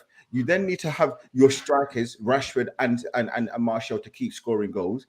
And then you need to make sure that, unfortunately, the likes of Bruno, they don't lose weight throughout the season. So you need so many things to go right. Whereas with Arsenal and Tottenham and Chelsea, they're in a much, much advantageous position. All right, cool. I hear you. So as I said, by default, it's going to be either Spurs, Chelsea, or Arsenal that are going to finish in the top four. So we know that already, yeah? So that's why I say that you lot are relevant this season. I don't think anybody else on this panel, I don't think anybody else in this panel, whether or not they agree that Arsenal are going to finish third, I don't think anyone's going to put Man United in that top four. Anybody. Maybe, and you lot can go around and say your point afterwards. I then look at it and I say, look, Chelsea, I like what Chelsea have done, actually. I feel like they've bought Koulibaly, and people are kind of slamming him, and I think he's actually quite a good centre-back, but people are saying that he's a bit inconsistent and he makes mistakes. I like him as a centre-back, but again, I do feel like they're going down a bit of this Harlem Globetrotters kind of buying all these players, and again, they still don't have that striker, and they still don't have a great midfield, in my opinion. I don't feel like they've got enough to last throughout a season. That's just my opinion. So I look at it and I'm like, Tottenham. You're talking on Chelsea, yeah? Tottenham, they have a good. They're building a squad, but again, I don't feel like Tottenham have any players that are moving the needle. But what I will say is, okay, I'll give them credit. Conte has a system and he knows what he needs for that system. But I still don't feel that the players that they've got are good enough to propel them into that third or fourth place. What I do think is that they're going to be battling and fighting. They do also have Champions League, and people keep thinking, "Oh, Champions League is an amazing thing for them." It's not because when Conte won the Premier League with Chelsea, they had an amazing world-class team. Hence, why he could do what he did. He couldn't have done that same team with Arsenal. He couldn't have done it with Liverpool because you guys, none of these teams were at that. I'm ready. I'm ready to go off one set. None of these teams were at that point, and that's all I'm trying to say. So I believe by default, I'm not saying that Arteta is an amazing player. I think his ceiling as a manager. I think his ceiling is third, fourth place. I'm not saying he's going to win us the Premier League. I've said this already, but you can't keep making the same mistakes over and over and over again. And keep saying that he's a bad manager. I think he's an okay manager, and that's it. And if we had finished fourth, then we finished third. Wait. I'm going next. We finished fifth by losing by 2 points, and again we bottled it majorly, major bottle, and that's all on the manager. I'm giving it all the credit, but I'm still looking at it and I'm saying, bro, we're buying players, we're improving the squad, so he has to get better. Conte won the league when they had no Europe as well, by the way. But they did have, but look at this team. No, let me go. I've got this all in the stock. I'm stocking up. I'm stocking up for Tottenham. Yeah. So I'm trying to say in a sense of even if Chelsea did have Champions League, and they had the same squad, they were in a much better position. They had probably one of the best players that's graced on the left wing or right wing for Chelsea in Hazard. They had Willian who was firing. They had John Terry. They had an amazing squad. So for them, it was just that they were playing bad the season previous. Like, it's nothing to do with me cussing Spurs. I'm just looking at the disparity of quality. So for me, I'm looking at it and I'm saying it's not the wildest take to say that Arsenal are going to get third or fourth. In my opinion, I really don't believe that. Is that done yet? No. I'm going now. Yeah, because I'm doing a lot of behind. I'm just listening to this waffle, bro. Pause. What happened? You said you're doing a lot behind. Yeah, why not? But anyways, why not then? Anyways, long story short. Massive pause. What do you mean? It don't have to be you, man. Don't mean man them. Allow it. Anyways, allow it. You keep to your clip, Casey. Stop digging, bro. Anyways, you think you're getting third with an okay manager?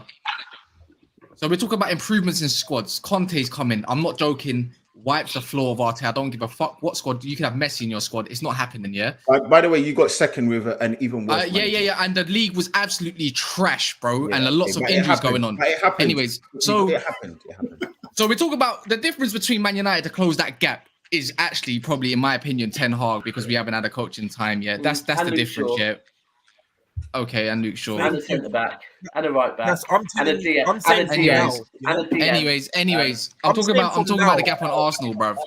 You think you're getting third with Arteta is the most deluded thing I've ever known in my entire career. When Chelsea are making moves with Koulibaly and Sterling, while you man are getting fucking Zinchenko and Vieira, bruv. That's the difference, yeah. That is the difference between Chelsea right now and Arsenal. There'll always be that fat gap, and this is why London will always be blue. I'm not being funny, and it will be not white, not red. Blue. It's facts, bro. And they've been taken over since 2004. So that's the reality of it, yeah? You know what? No, Casey, relax, bro. Is that No. I'm sorry.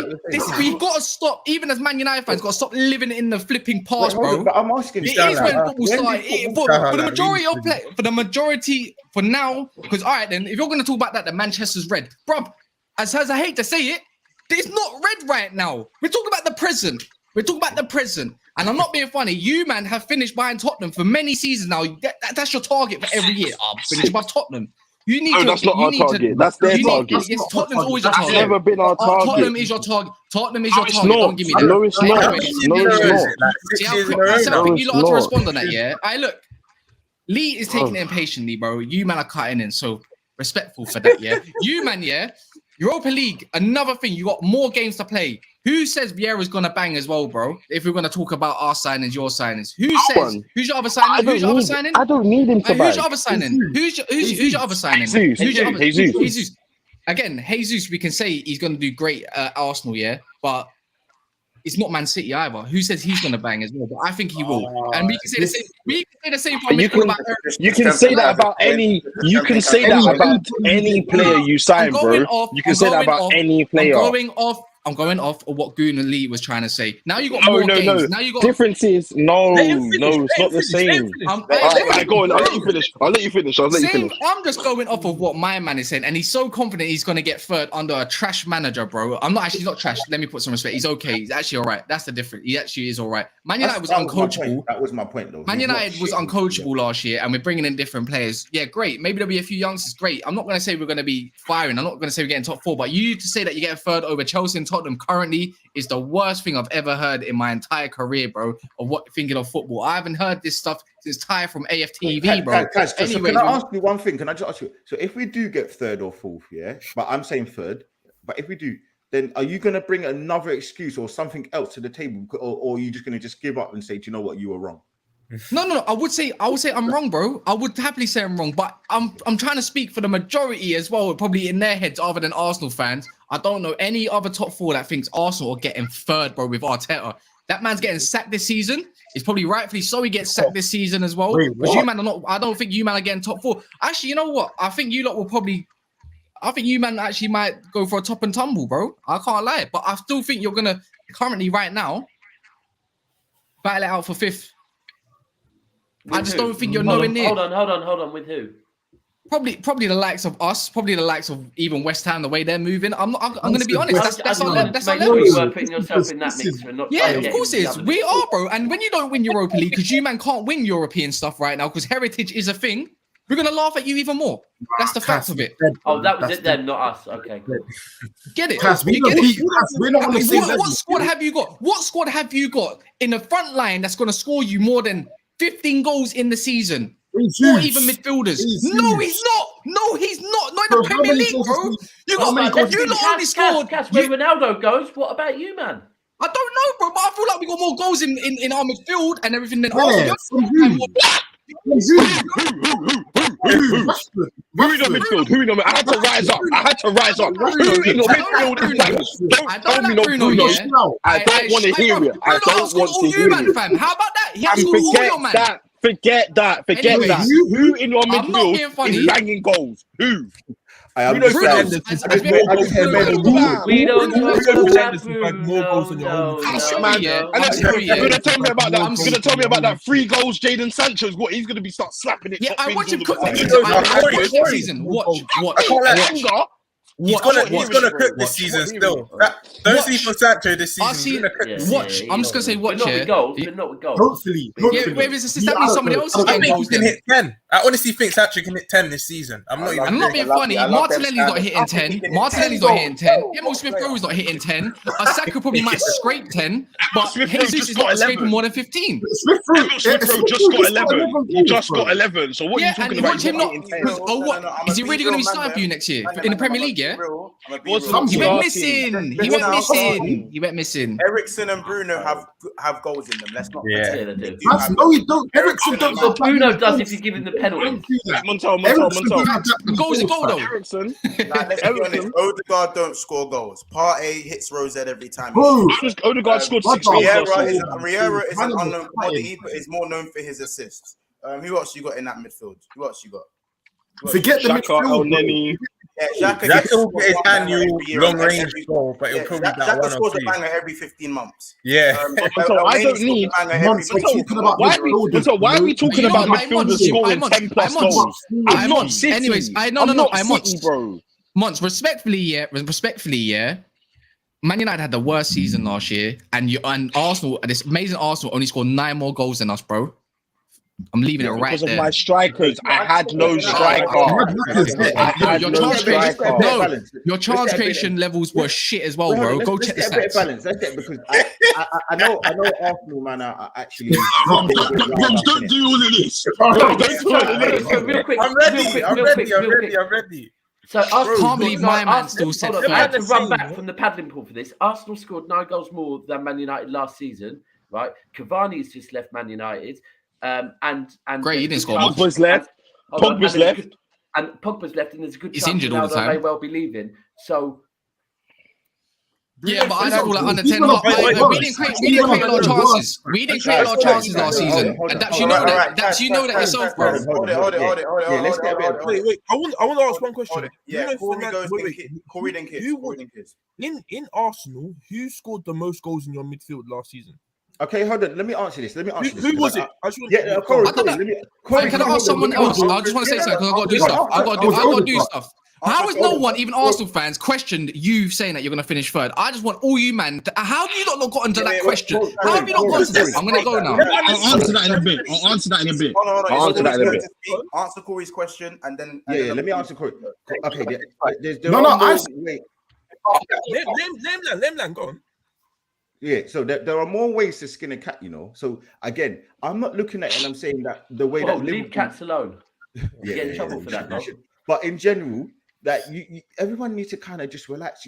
Talking about midfield, what Arsenal are trying to do, we're not trying to get goals from midfield right at this current moment because we know we don't do it. What we're trying to improve is the quality to feed our strikers because we haven't had that for the last 3-4 years. Hey, what about Jesus then? Man City were feeding him, bro, and he didn't get 1 of 15. Hold on, brother. Hold on. So my point I'm trying to explain to you is We haven't. Our chance creation has been so poor for the last 2-3 seasons. So that's what we're trying to focus on.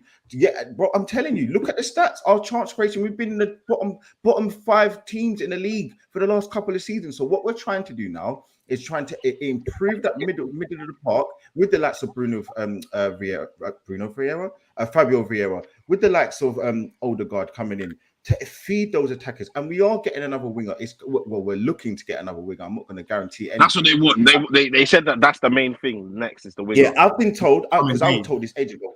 I knew about Saka's contract ages ago. I knew about a couple of things. I'm not no ITK, of course, but I do know someone that knows a bit of information in it. And I know what they're trying to do. I'm not saying it's going to happen, but I know what they're trying to do. And at the end of the day, what I'm looking at with Arsenal, I do see progression with the squad building.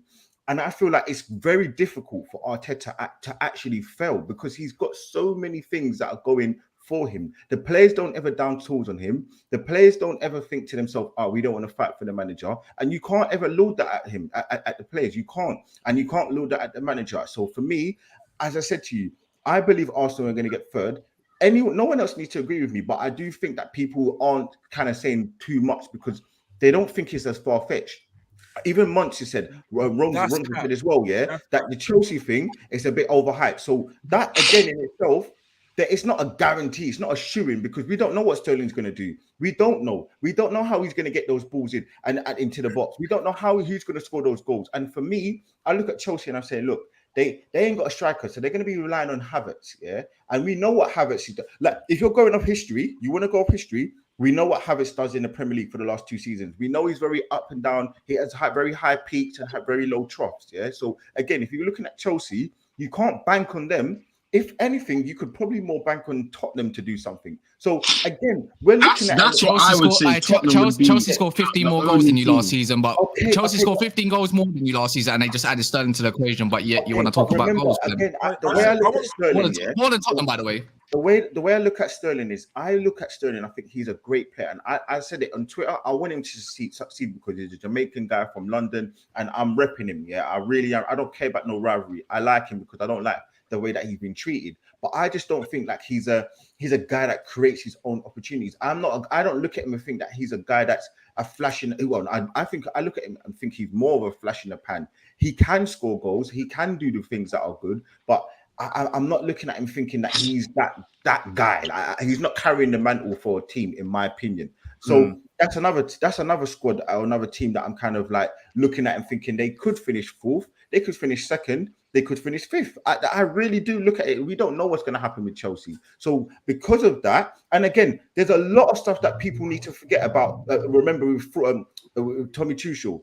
Why does everyone bank on this guy that he is the Messiah? Look at the stuff that he's done. In his first season, he made top 4 on the last day because every other team lost. People don't even remember this. He lost to Aston Villa and he got top 4. What happened on his next season? What do you mean? He won the Champions League, bro. He won the Champions League, and then his two wing backs got injured. His wing backs got injured. Okay. Not only that, his centre mid got injured. Come on, man. Yes, his first season they barely scraped 4th. His second season he won the champs. His first season he made no. That was the season he won the champs when they. Corey, what are you talking about, bro? Come on, you gotta get your facts right, bro. This is a big boy panel, man. You gotta get your facts right, bro. We won it in the first season. His first season he won the champs. Yes. And the first, of course, that's why everyone was breading him, saying he's the next. That's why they thought they were going to win the league. That's even better. And then his second season he made 2 finals. Corey, what you need to understand is no one's saying he's a dead manager. In terms of cups, in terms of cup competitions, he's great. No, he's not. No. Do you know why? No, he's not. No, he's not.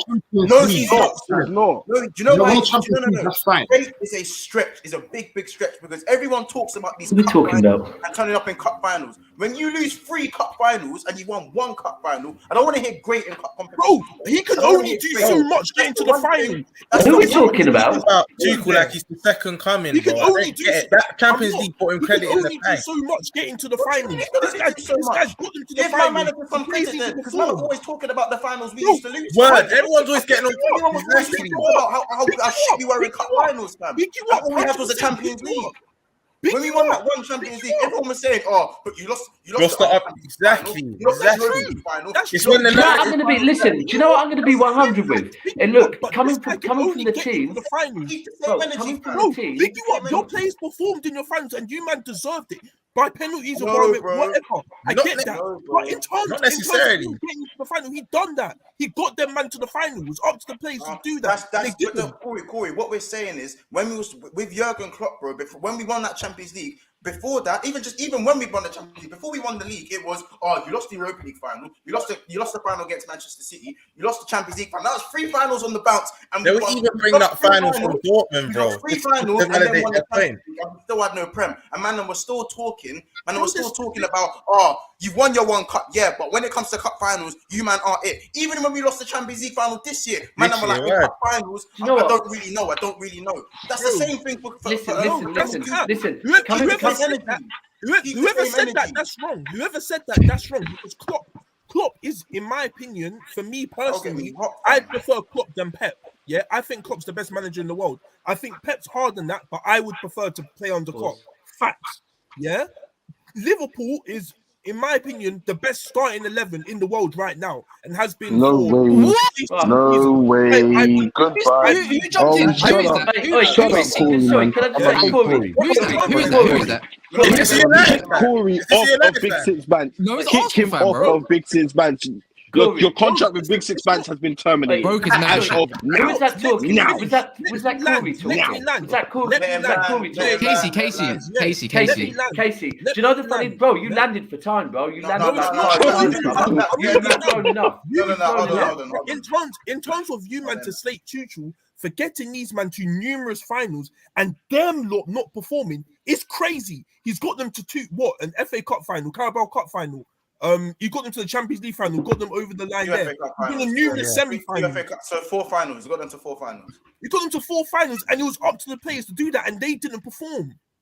You can't get on Tuchel for that. That's just this guy, just Corey. Yes, you can. Hold on. Keys, what's your opinion on that? Because you're shaking your head in it. That's it's done because how a man. So you're praising man for getting to FA Cup finals now. Is that what we're doing?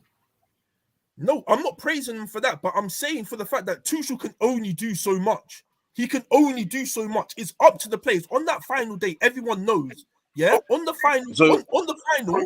Yeah, Tuchel. What do you only do so much, bro? They didn't score. What do you want Tuchel to do? Bro, you know what? You've landed 7 times now, please. Right? What you said. Manage the team. Bro, what you said, yeah, the funniest thing is you were speaking and then you go, I would rather play under Liverpool. Facts. It's the only time you said facts. And I can't disagree with you because you spoke about who you'd like to play under. So it's good that you said facts on that because everything else you said was not facts, right? Firstly, I was going to say ages ago, you're right. Tuchel beat City 3 times when he first arrived at that club, yeah? That's because he had the shout over. For whatever reason, he had something over Pep, right? And then they won the Champions League. Since then, what have they won, right? And then I can look at last season. And don't get me wrong, I'm a Tuchel fan. No one think I'm coming for Tuchel. I like Tuchel. I think he's a good manager. But he's done nothing to earn being put in the conversation with Pep and Klopp. No way. This season, when we played Chelsea, I'm gonna forgive the first game at the Bridge because that was earlier in the season, whatever. The second game, it was January, kind of mid to late January, and Chelsea was still in the title race. And to come to the Etihad and play the football that he tried to play, I have no fucking idea what he was trying to do. Yeah, because they were in the title race and he didn't even come looking for it. Are you talking about in the league? In the league, yeah, in the league. But aren't we talking about Tuchel as a manager? Surely we're talking about. But this is. Or we're just talking about in the cups now. We're literally just talking about in cups. I'm just saying, in general, you guys are all slating off Tuchel, saying. I haven't said a word. No, I haven't spoke, bro. You landed 7 times. I don't want to slate him more. I'm saying, bro, I'm not saying he's the Messiah or anything. He's nowhere near Klopp and Pep. Like, far from it. Very, very far from it. But in terms of like the fact that Tuchel can only do so much with these players, like he's got them to numerous finals. These guys no. You know what? Yeah, you know what? I don't want to hear. Go on. You finish. I'll say my point after.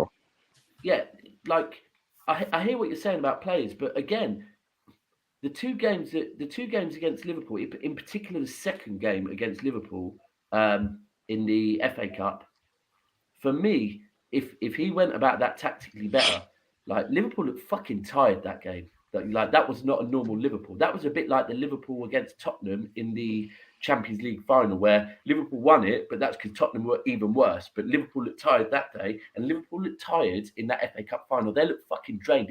Everyone on that Liverpool team looked tired. If Tuchel would have approached that game better, he could have won that game. He did not approach it correctly. You can't put it down to the players. What I would put it down to be frank with you, this season, I think Tuchel deserves a pass on this whole season, because this season, none of our clubs have had to face a season like he's had to face. Going through a divorce, not being able to speak, not be able to talk to managers that he wants to keep for the next season because he can't offer them nothing. Being asked about his previous owner, being asked about his future owner, that was mad. So I think Tuchel deserves a pass, but he needs to do something solid this season, especially when the way they're backing him. Because I can't lie, they're backing him very strongly. They're backing him very, very strongly. If they get a striker, then I can't hear nothing about their midfield right now. I think their midfield is the same as Liverpool's midfield at the moment. Right now, it's good enough. Another season or so, and all of a sudden, Chelsea's again midfield to add on, just add on that as well. But sorry, last thing, the whole Klopp. Someone said you said that Liverpool have got the best starting 11. You also said that Klopp is the best manager. I mean, bro, I'm not going to lie. You support United, right? Yeah. Bro, so you think Liverpool have the best starting 11, and you think Liverpool have the best manager? Not now. Before, so when these lot had when we had Mane, but yeah, when these guys had Mane, when these guys were playing, when it was Fabinho, who else was in the midfield? Just last season squad in the season before. Yeah, I'd say last. Two seasons since City won the league. They lost Sterling. They lost Sterling, so you can take that and say that they lost Sterling. You lost Mane. Let me just confirm that Liverpool had the best starting 11 and the best manager in the last 2 seasons that City won the league. Okay, but at the same time, I still feel like we have the best starting 11, but you lot have the best squad and the best. You don't have the best starting 11. I agree with that. That's what I think. How can you say the best manager? I get why you and Roms believe that. Best manager, bro. I get why you. I get why you and Roms believe that. I'm not being out of pocket. It depends on who you want to play under, isn't it? No, you're right. But even squad, I'll never forget when Dap said if you look at our 1 to 17, their squad actually wasn't that big last season. I'm not saying they have a big squad. I'm talking about the quality in their squad is better than Liverpool. Oh, yeah. That's not an argument. The quality in their squad is better. And I think their system is better as well. So I think we have a better starting 11. And whether Klopp, I think Pep's a better manager than Klopp, but their management styles are different. So there's arguments for both. But I think Man City win 3-1 in that argument. That's my opinion as a Liverpool fan. Exactly. I think this season, the thing with Tuchel, I do think he deserves a pass on last season. He has won a Champions League, which is always going to be bragging rights. But last season, before the season started, he won the Champions League, and everyone was saying Tuchel now needs to prove that he can do it in the league. Yeah, right. For whatever happened at their club last season, I'm more than willing to say, nah, that's not fair. We can't judge him in the league on last season. But this season, they're backing him this summer. We have to judge him in the league on this season. We have to. We can't. And you know why? You know why as well? I've got sympathy for Tuchel. I've got sympathy for Tuchel last season because his the way he plays, the 2 injuries that occurred in his fullback are integral to the way he plays. This is what happened to us. If Robbo and Trent got injured, we'll be pissed as well. So that's the only bit of sympathy I'll give to Tuchel because it's 2 fullbacks. And that one below, that comment below is true. It's never Yeah, spoken that comment below, yeah. But just on that, Mons, you do realise that it's very true. It's very true. And you also then have to look at the season that you won the league. Pep's mum died. Yes, I forgot. Yeah, for COVID. Yeah, she did. So yes, all these things, and it is a good comment because all these things are relevant. Trust me, I'm going through a divorce at the moment, bro. It definitely drains you. It definitely takes. And that's the thing, right? So that's what I'm talking about with Tuchel. No one's saying he's crap, but I'm just saying there's a lot that needs to be taken into consideration. And again, this is no slight at that. But if we're saying that this whole European thing is heritage, That's why they won the Champions League. Then that means that you're saying that Man City we're never going to win it, and that's the only reason why. Because that's what Kaz said. We're a nothing club because we ain't got any European heritage. That's the reason why. Then, and you know what? And then we loop back round to where this conversation started, which is Conte, when we were talking about Tottenham and Champions League. And I get why Tottenham fans wanted the Champions League. I get why ultimately the bragging rights over Arsenal, I believe, because I don't believe any Tottenham fan thinks they're going to win it, and that's coming from a City fan that. Don't say any. I'm sure Ethan would have something else to say. No. But listen, we've been winning the league. I think they're winning the league this season. Who? Tottenham. But here's the thing. There's more chance of them winning the league than there is the Champions League, because here's the thing. And look at this as a City fan, right? We've never won the Champions League, and our manager has, and we're still struggling to get over the line, right? So Champions League, we're still struggling to get that over the line. We've seen Tottenham also haven't won a Champions League, and they've got a manager that has never won the Champions League. So there's no. We've never won the Premier League. Doesn't even do well in Europe. No, Conte's but Tottenham haven't won the Premier League, but Conte has. So that's one of the two. So he knows how to get them over the line. So there's more chance of them doing that than there is them doing the Champions League. And that's why I think they need to go out of it and forget about the Champions League. There's also much more chance of Tottenham winning the league than Man United getting top 4. I can tell you that for free, brother. Agreed. Why? Agreed. What? Why? Agreed. Why? Because I'll tell you why. Because you lot, right? As harsh as it is, as harsh as it's gonna sound, you lot in terms of project stability and where you are to get to the top, you're just as far as someone like a Leicester or a West Ham or them man down there. One bad season. No, it's not about one bad season. You lot have been poisoned. You lot have been poisoned for about 4 years. It's the fact. You man have been poisoned. You man have been poisoned and for we about still 4 years, made top bro. 4 being rotten. How about that then? Correct. But we're talking about the chances of Conte winning the league with that squad over Pep or Klopp is ridiculous, bro. That is not happening. I don't care how good Conte is, bro. Tottenham are not that good. But see what Man said Tottenham's first trophy. Corey and Kaz, listen. You see what you're still missing a point.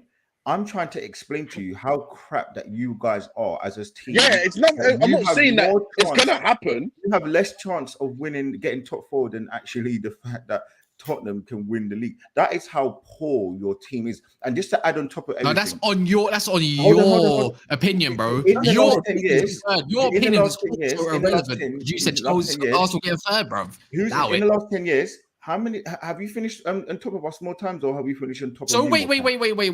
Arsenal's got. You're saying if Tottenham's got more chance of us getting top 4, if Arsenal's got more chance of getting if he's saying that Tottenham can win a league, then that just means that you man ain't getting top 4 either, bro. Because if they have more chance of getting top 3, if they haven't got more chance of thingy, that means you're gonna have to go above Liverpool or my man's Man City. So that means you're getting 4th then. Loud, man. Your opinion sucks, bro. Based on last season, you made champs. As I've said to you, what makes you believe that this year you're making it? Okay, as I've said to you, because if you still want to listen, because I think you're missing the whole point. I'm trying to explain to you that you have absolutely no chance of getting top 4. I'm talking about zilch. I don't think you've got 0. That's an isolated point. Don't try and mold the two together. That you believe that Tottenham can win and we can get 3rd. That's a different argument. He's saying that you're you believe so much that they drew to Sevilla. We won't talk about that.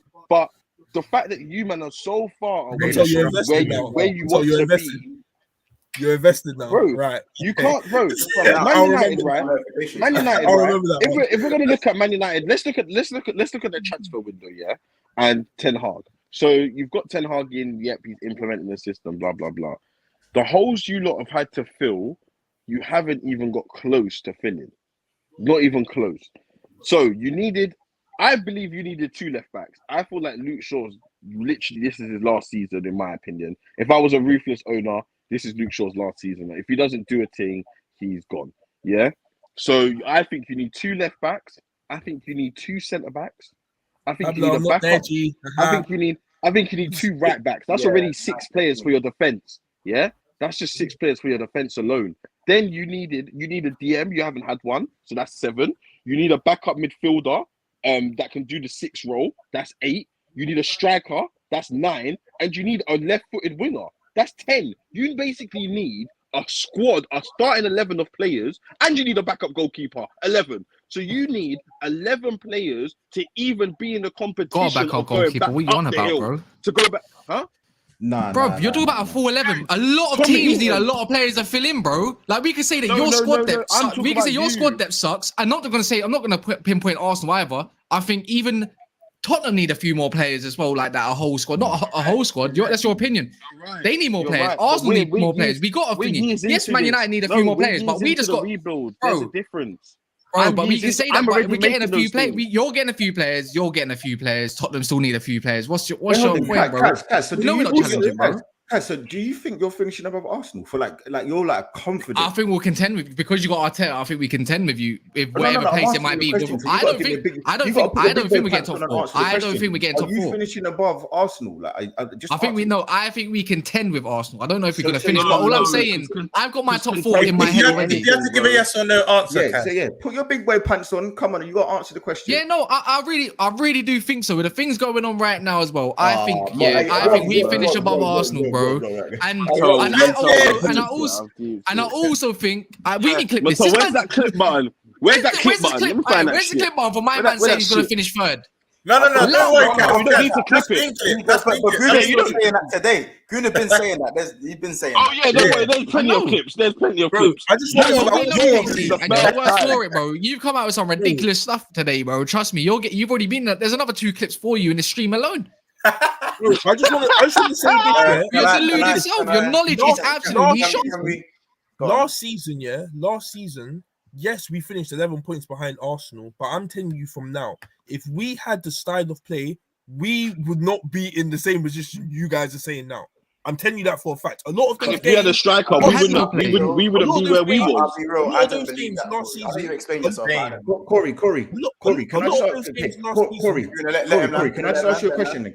Let me ask you a question, Corey, because again, what I want you to do, because everyone's saying that my opinion isn't good or whatever. So I want you to give me your understanding of how you've made up 11 points, because where I think what I think you're doing is you're overrating your team. And look, you're right to do that because you support Man United and I support Arsenal. So I'm going to say things which is more biased.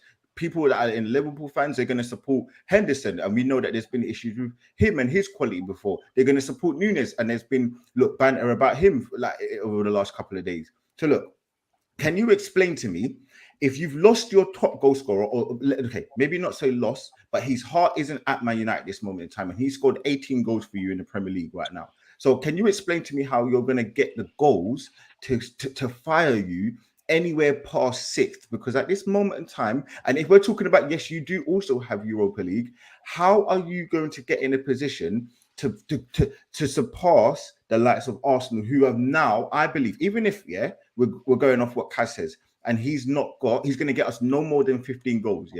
If he gets us 15 goals, how are you going to surpass that? Because your squad, your team is not good enough. Right. I just want to say one thing. First of all, with Ronaldo, his heart doesn't even have to be at the club. He's a top professional, and he will still score me 15 plus goals. Like it doesn't even have to be a conversation. Right. You can't Ronaldo, bro. But the thing is with Ronaldo, he changes our whole style of play. This is what I don't people understand as well. Whether Ronaldo's here next season or not, you'll see a lot of people scream for Martial, bro. They bring in the wingers a lot more. Do you know what I mean? People forget about this sort of thing. This is what I'm thinking. Ronaldo isn't everything about Man United. Yes, we had a shit season and he carried us, bro. We had Oli, we had Rangnick, we didn't have the certain style of players, bro.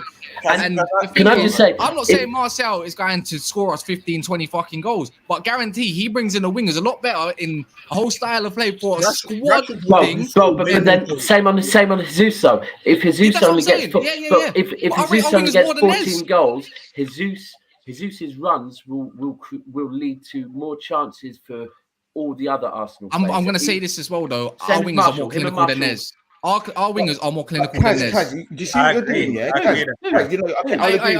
Well, hold on. Let me agree with you. Hold on. If I'm going to agree with you, he still scores. I'm not going to be funny. Yeah, I'm sorry, Lee. I don't want to cut you out in it. I know I get it in it. But I'm going to say, Sancho Sancho is more clinical than you, man. I get it. He ain't fired last season or nothing like that, but I'm still putting Sancho over that. Whether it's him or not, I'm still going to say even Alanga scored more than Martinelli last season. Weirdly enough, you know what's funny? Martinelli is not as great as people make him out to be, bro. If you had to put Emil Smith-Rowe, Martinelli, and Saka through 1-on-1, or Rashford, Sancho, and Martial, take Rashford out. Take Rashford out. No, man, because he's still, don't get me wrong, but I guarantee he still scores more goals than most of their wingers next season. I can't like. Listen, I am. Don't get me wrong. I never support Saka when it comes to we know. I didn't know my opinions on Saka, but I guarantee you, Saka.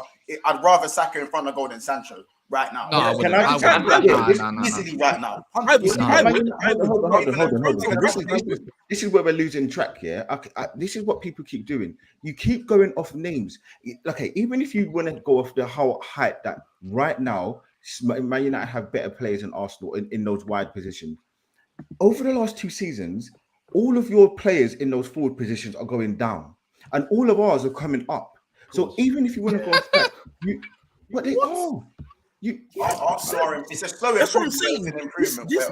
Exactly. Guna, don't worry, bro. Let them believe this is what we want. This is what we want, and this is what I've learned to learn. This is what I've learned from the Liverpools and the Cities.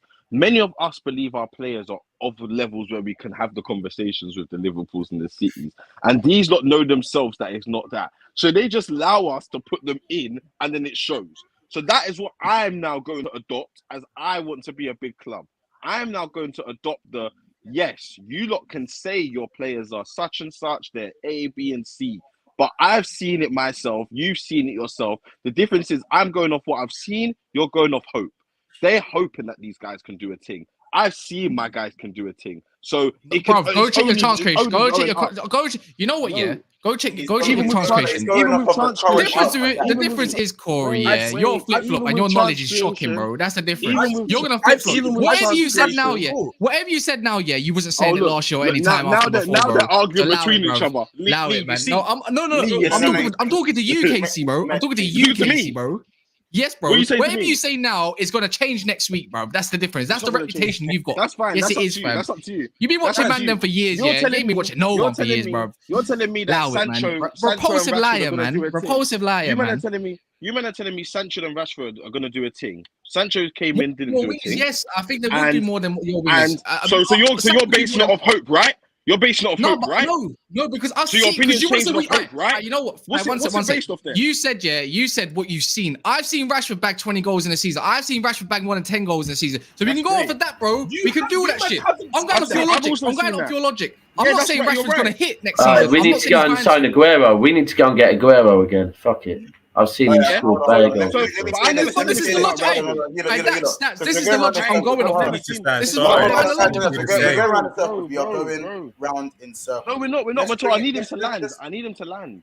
No. He's land. You lot are going back and forth about what you've seen your players do, who's going off hope and whatnot. Listen, the facts are right now the Arsenal forwards are doing better than Man United forwards. If Ronaldo isn't there, because at the same time. Ronaldo has carried Manchester United, but Kaz will agree with this. Ronaldo sucks the goals out of everywhere else. So even though Man United, how about this? Man United, Cristiano Ronaldo could go. You don't forget one thing as well. Cristiano Ronaldo could go and score 20 goals next season, and it will be a personal accolade and not a team accolade. I'll tell you that because Manchester United, if Ronaldo scores 20 goals, Manchester United probably get about 50 goals as a club. But if Martial scores, 12 goals, then Manchester United probably get about 70, 80 goals. Because again, the others around him are going to score more goals. And I know I know what I'd rather prefer in it. I prefer less goals from my striker and more goals from everywhere else and more goals as a club than fucking because the goal of Ronaldo scoring 20 Casey loves Liverpool so much.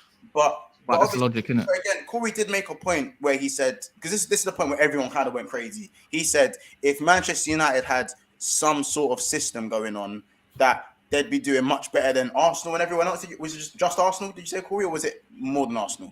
Just to confirm before I say. I was saying that if we had a style of play last season, like the point tally, like the 11 points, the 11 points behind Arsenal, and I don't know how many points it was behind Tottenham. it wouldn't be like that. Like I'm not saying that. Would you be above Tottenham and Arsenal? Yes or no? I don't. I still don't think so because I don't trust that collective of players. Yes or no? I still don't think so. I'd say no because of Fred and McTominay. Like I don't believe that midfield. I hear what you're saying because what it sounds like to me is you're kind of maybe edging back to that whole. I still think my players are really good. It's just the management and the style. When really, you guys. Thank you.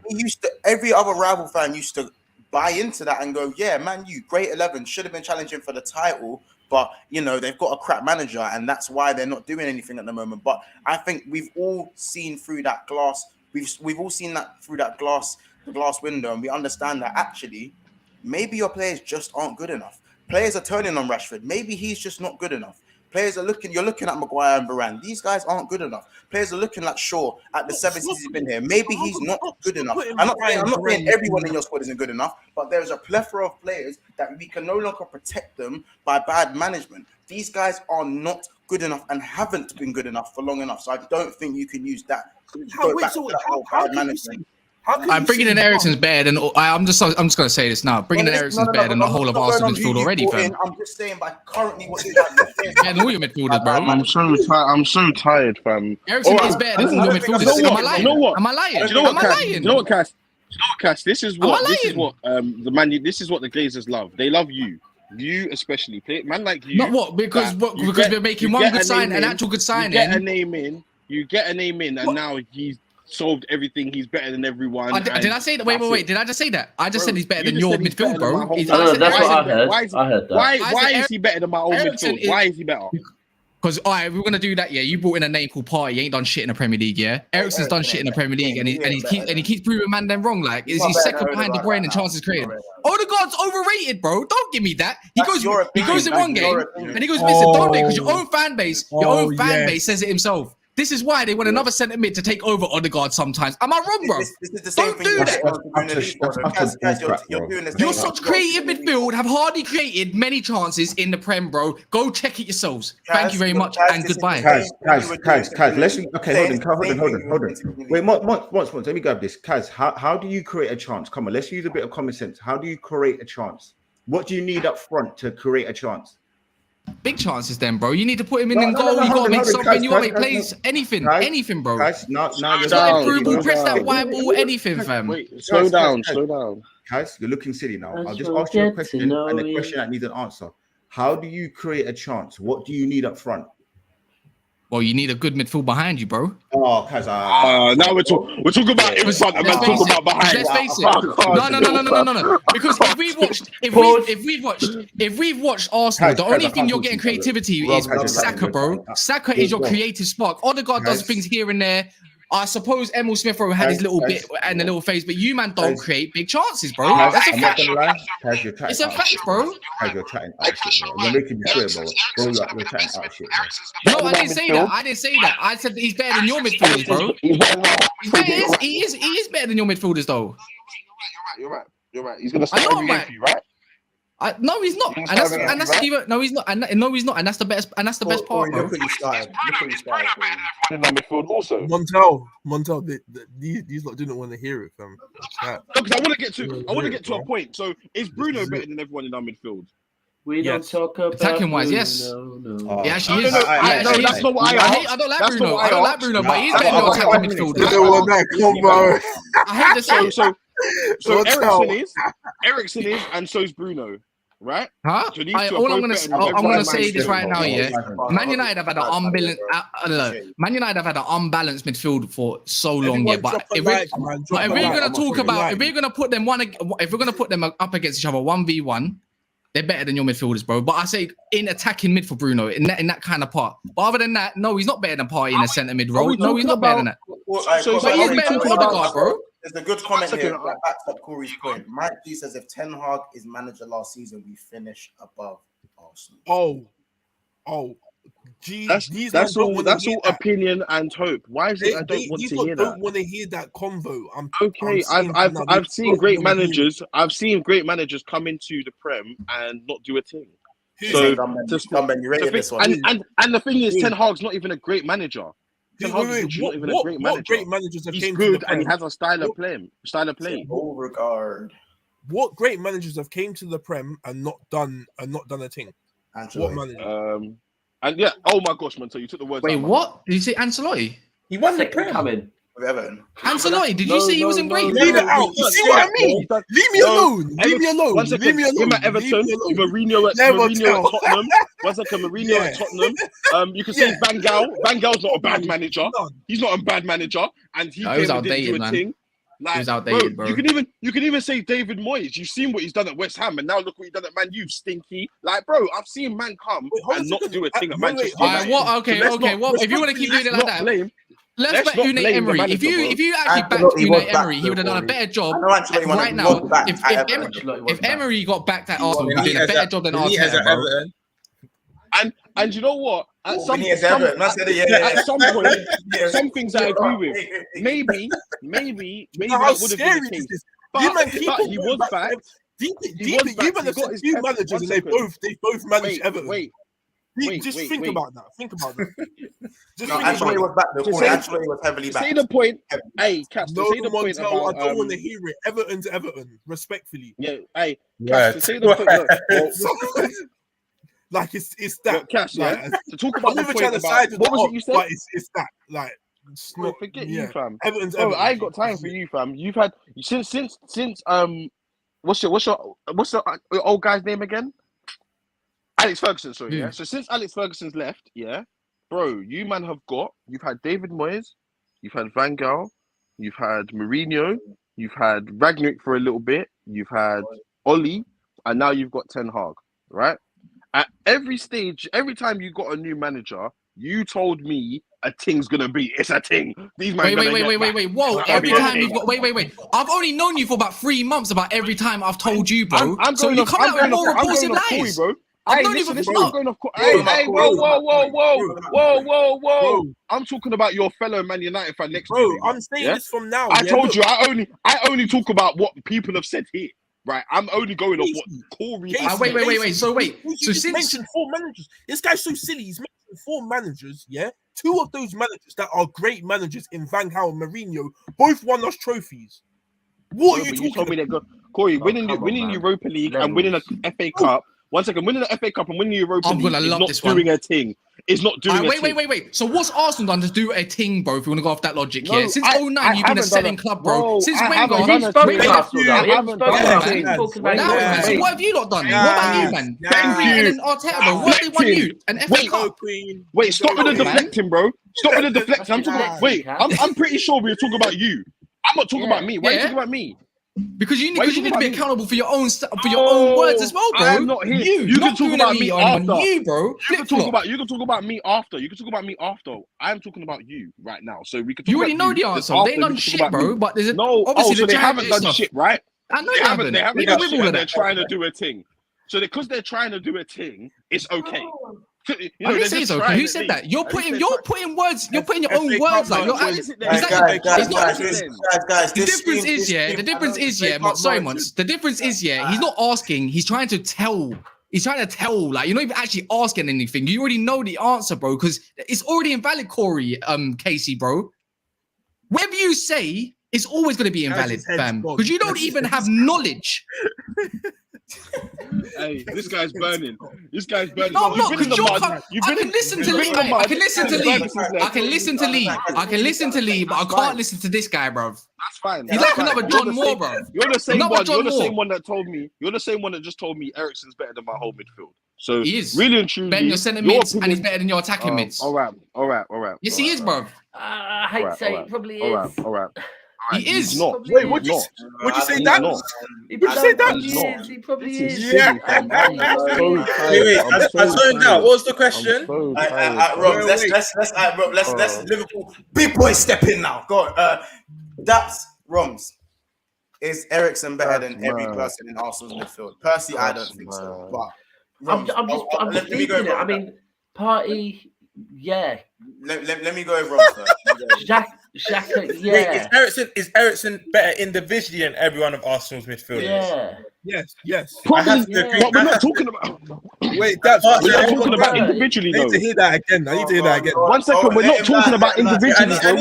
I need to hear the specific. Is he better individually than Arsenal midfielders? I have to agree with Kaz. I think he is. He is, man. I think he is. Individually. So, are you playing on the pitch by yourself? I'm baffed. No. But we're not talking about that. We're talking individually. Corey, that's why I asked: is it collective or individually? That's what I said. Individually. I said individually. Eriksen is still. There's not a lot in it. He is. He's saying there's you know what? I'm not gonna lie. I think there is quite a lot in it as well. I personally don't think Hold on, real quick. Arsenal fans. Eriksen is not the same player you might think he is. No, I hear that. Yes. I do hear that.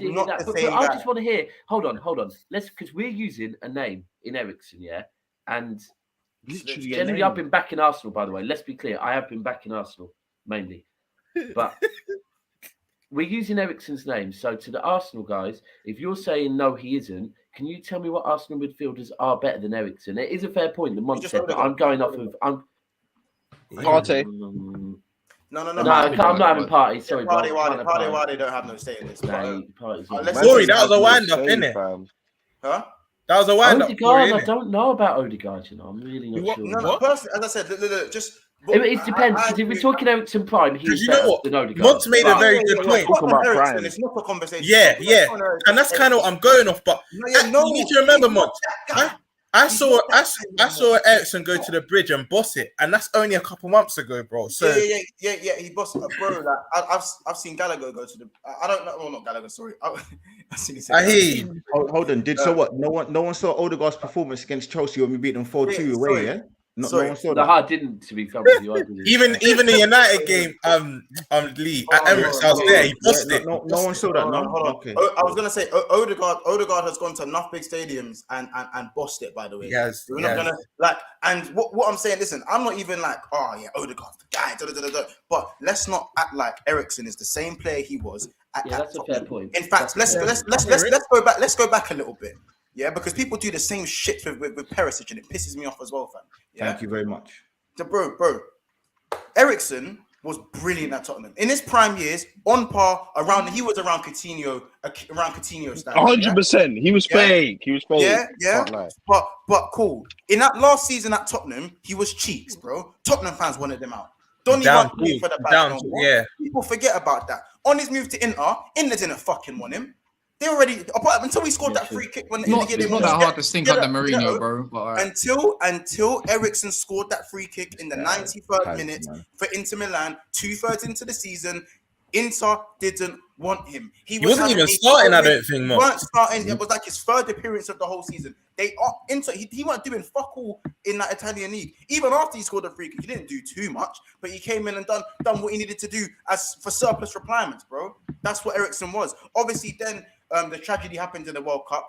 Obviously, God willing, he pulled through. He's come back to Brentford and he's looked okay in that Brentford midfield, putting a stellar performance at Chelsea. But man, them want to act like he's been doing this thing since he's left Tottenham. He's been shit for 7/8 of the time. He's not been good enough since he's left Tottenham Hotspur. But man, them want to act like he's the guy now that he's suddenly put in a few good performances for Brentford. Of course, he's going to look like better than everyone at Brentford. And the same goes to fucking Perisic. Perisic was a winger. He lost his legs. He went on. He wasn't doing well at Inter Milan, so they shipped him on loan to Bayern Munich. Why?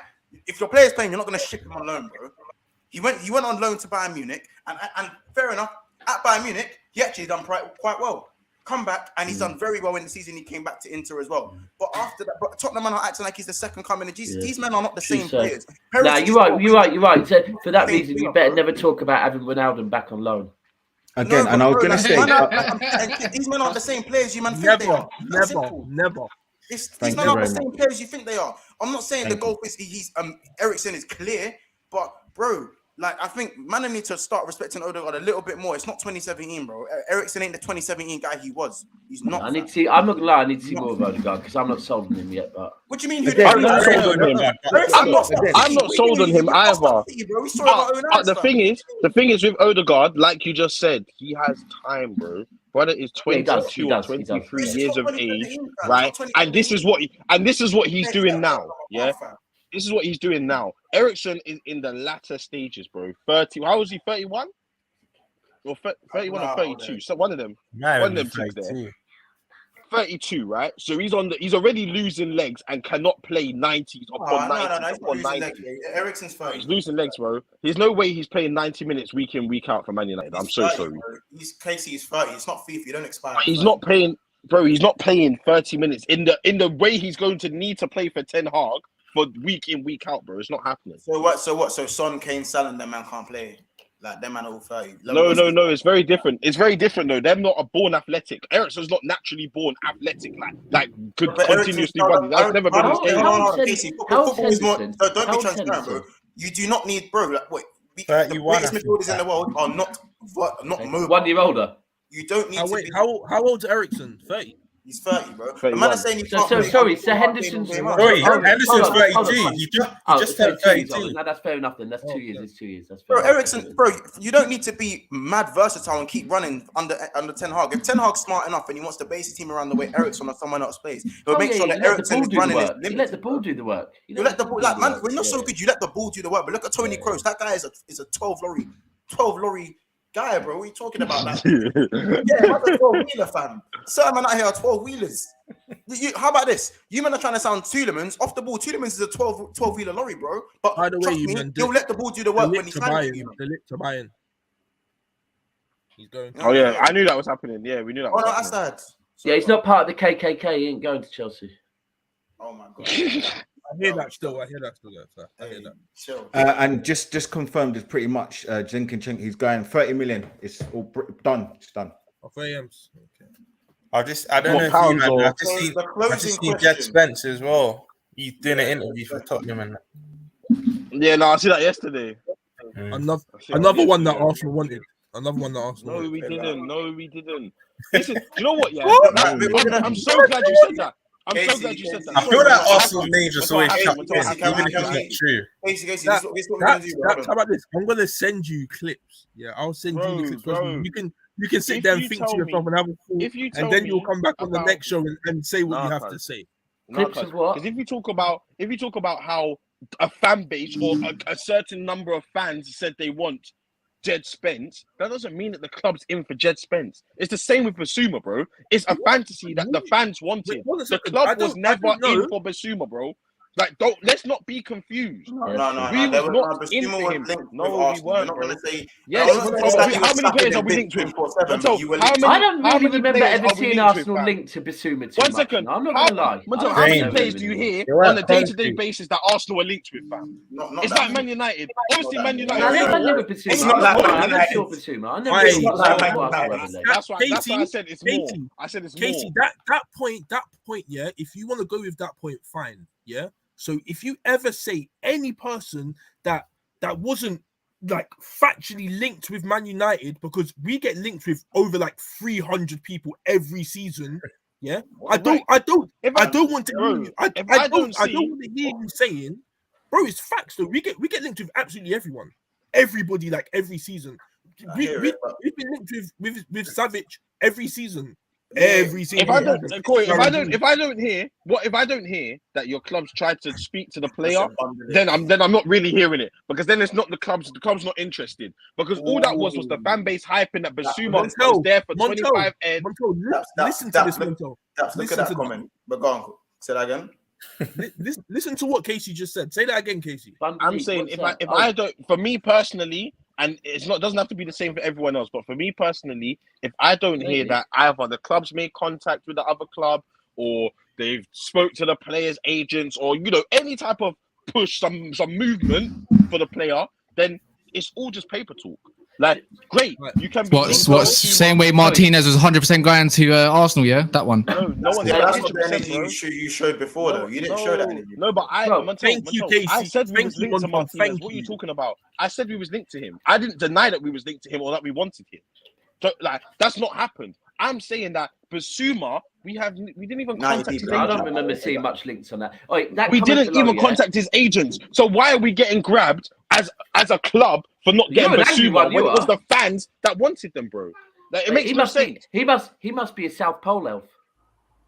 Very angry. Very angry. Wait, hold on. There's two things obviously we need to address. There's two things we need to address right now. First one is Casey. Because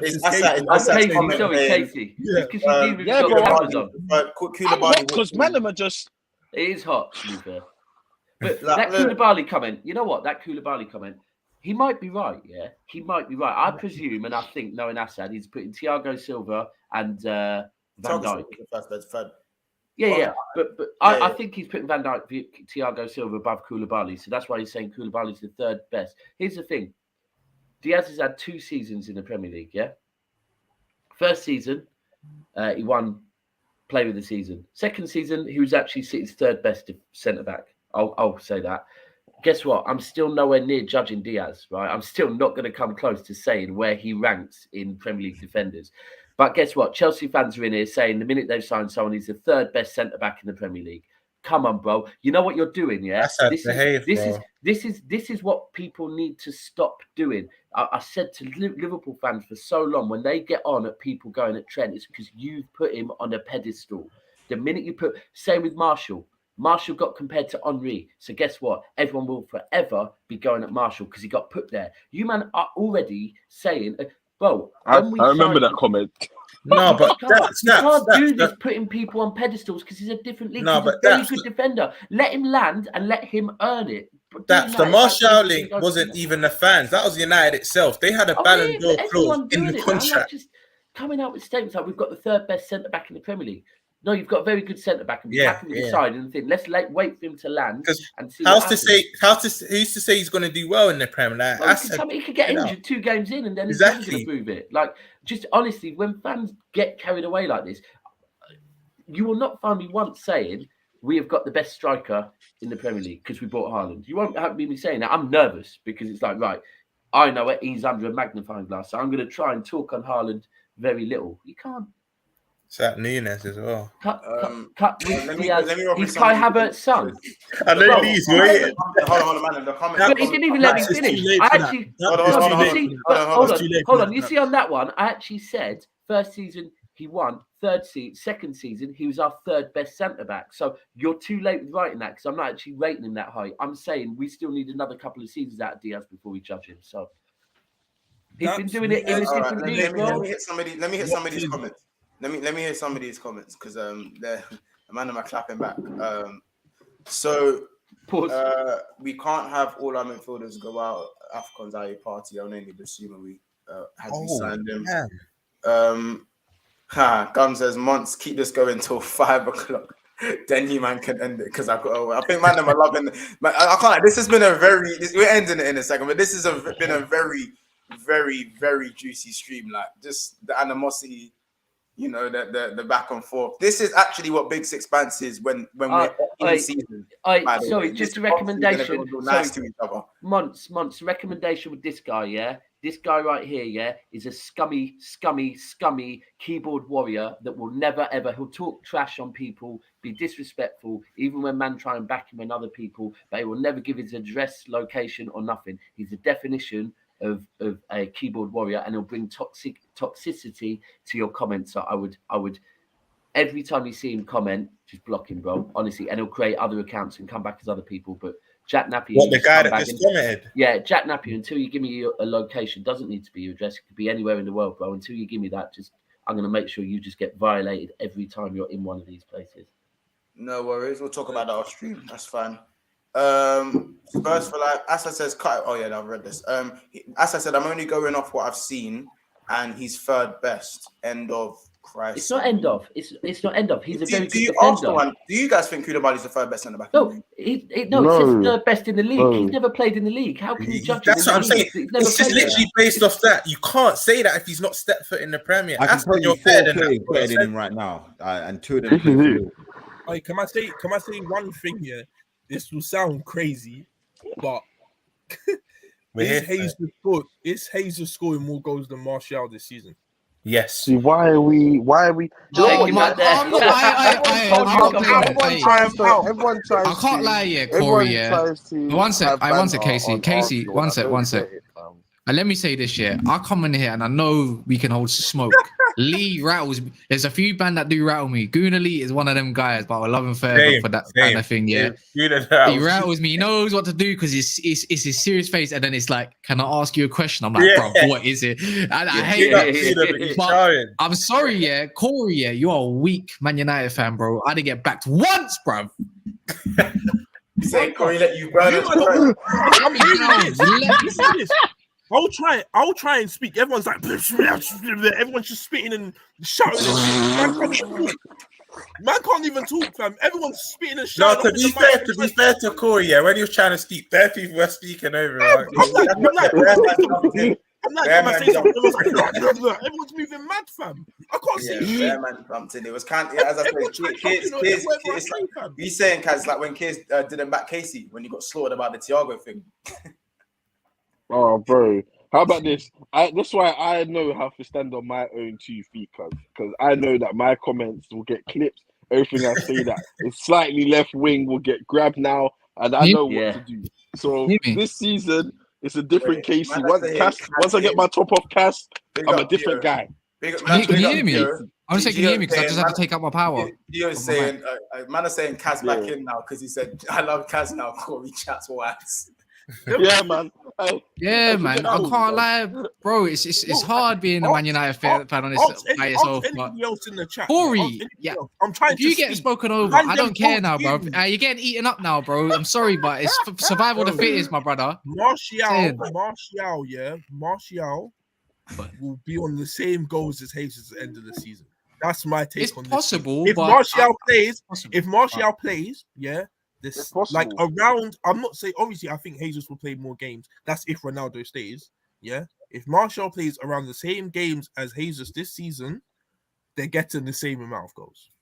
So why is that? I'm not blaming nothing shameless. Corey, I don't want to hear if he plays the same amount of games because we don't know. Guessing someone's appearances is like me trying to win the flipping lottery or something. No, because obviously no, because if who's going to score, if he plays less games, we'll take that into consideration. We won't gun you. Corey, I got a question for you. Because it could be a thing where if Ronaldo stays, yeah, more time Martial is not. Yeah, but Corey, I just said if Martial plays as a striker this season. Corey, I just said to you, if Martial plays less games than Jesus, we'll take that into consideration. And cool. Then take if you man are taking that into consideration, then fine, take that. I agree. Martial will get the same amount of goals as Jesus this season. He will. Okay. If Ronaldo goes, it could be more. I'll ask you this, Corey. So, of course, you're saying they get the same amount. How much? What's your rough estimate that both of them get? 10 to 12 goals. I don't see Jesus getting 15 goals this season, bro. I'm so sorry. Okay. Are we taking 1 second? And can I ask, are we taking assist into consideration as well? Because no, this is just goals. No, just goals. No, just goals. Oh, so it's just goals. So I'm just saying, if like you said, 10 to 12 goals. What if Martial gets 13 GA and Jesus goes and pushes for 2022? Are we still having the same discussion that? Because he only got 12 goals. Casey's got brains. I like that one. Good fight. Wait, what next? Man's going to be talking about eye tests and that. Woo. What did you say? I'm just saying because obviously I feel like Jesus has a lot more to his game from the get-go. I don't feel like he is that 20-25 goal a season striker. I feel like he can get 25 GA, but not 25 goals or even close to 20 goals. So I could maybe hear the discussion. All right, cool. How many goals do you think Jesus is getting this season? Between 10 and 15. What league? What in the league? How many goals? How many goals? Yeah, in the league. Honestly, you lot can kick me for this. I think Jesus is getting between 15 and 20 league goals. In the league. Lee, Bro, Lee, I how can many see- I goals? honestly think he can't lie, will. I see 10 to 15. How many goals, Lee, this season, Jesus, in the Prem? Hold on 1 sec.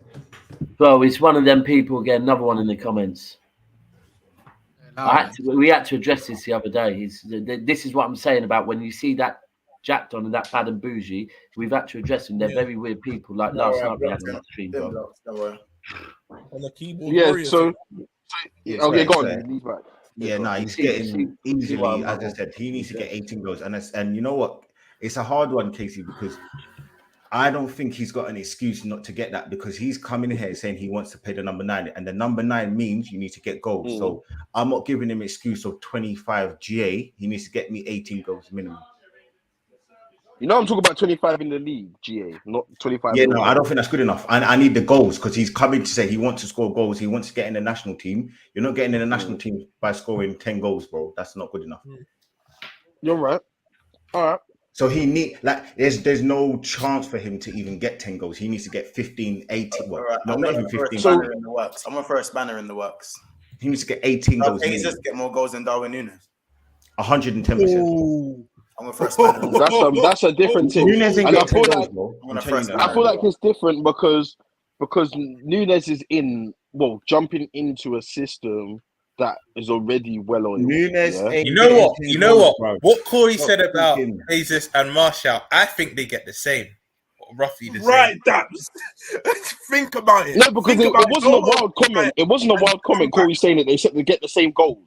That's what I was addressing the fact that Nunes and Jesus, Nunes ain't getting 10 goals in the Prem. No, you're taking a piss. You can't. You're saying Nunes ain't getting 10 league goals.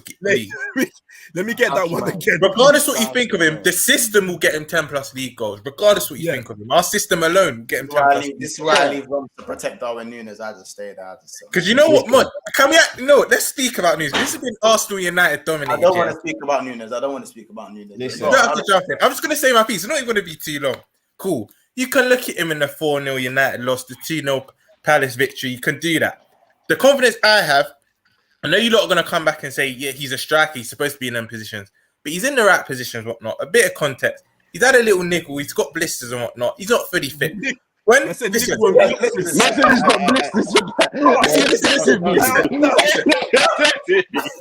Let me land.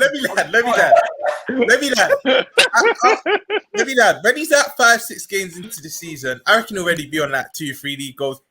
When he starts smoking teams, I want to hear from you, Lee, because this guy will be a success. I'm convinced now. I'm actually convinced. I'm not going off the last 2 years. Much you can give me that look, bro. I'm confident. I'm backing our boy, bro. Wait, so I have to go back to listen, it's good to back the boy, but I just said for me, again, between 15 and 20 league goals, I think for my problem with the signing that you lot did is whatever you want to think about Darwin Nunes, I just feel like it was a reaction. I feel like it was a reaction to getting Haaland, and I just feel like that was not a good signing by any stretch of the imagination. And then go into his technical ability, and I feel like that's so overrated. He's very, very fast for the height that he is. I didn't say anything about his technical ability. Yeah, no. But I just look at him and I'm like, I literally just see.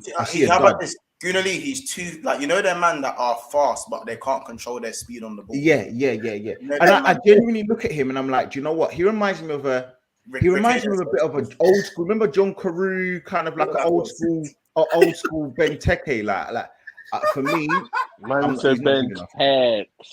he's not good, man. Hey, bro, what I would say, I see Darwin Nunes getting like 50. Much, you know the ones where you're trying to slow down, but you can't. What I would say is, I'm not gonna dash him to the wall straight away. I'm gonna do that straight away.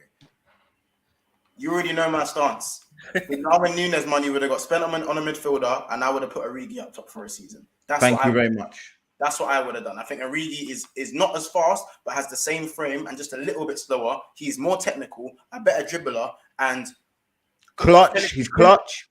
Clutch. Brother's clutch as well, and he's clutching. Hey, listen.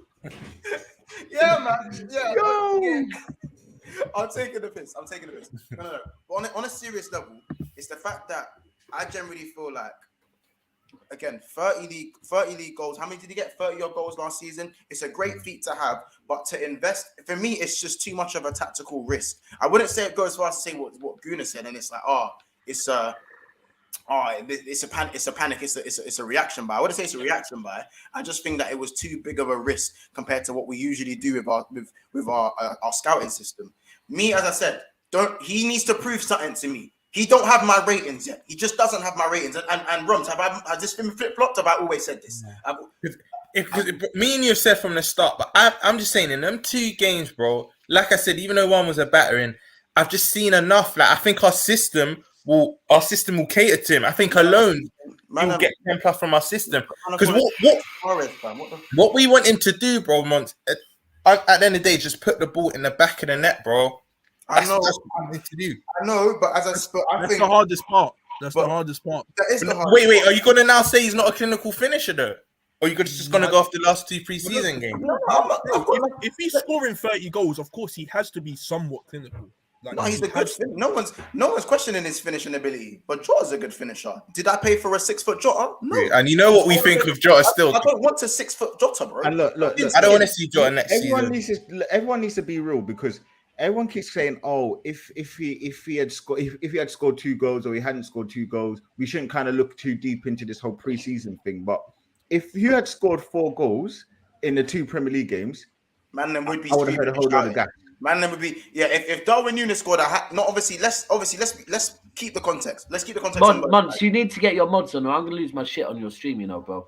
Sorry, can I just address it? Listen, yeah, you people in the comments, there's about 4 or 5 of you. You're either bots or little, or probably the same person with multiple accounts. Yeah, let me be clear, because I'm sure it's pretty documented that I have a child myself. Yeah, so let me be very clear with you. If I ever find out who any of you are, then if you're under 18, then I'm gonna beat up your parents. Yeah, and make sure they beat some respect into you.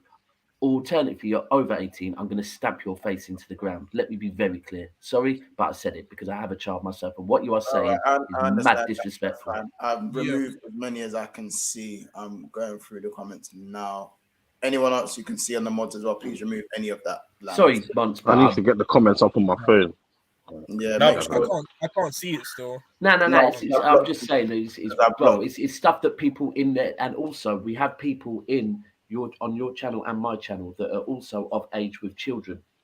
They don't need to be seeing these type of weirdness. Like you're weirdos. These people that are typing these stuff is very, very weird and disturbing. Like you probably need to get yourself looked at. Like honestly. There you go. I think I've blocked all of them now. Look at the names. Some of the names are mad. Yeah. What's the hell? Yeah, I think it's like mods need to activate still. And that's on me, not on this channel. What I just said.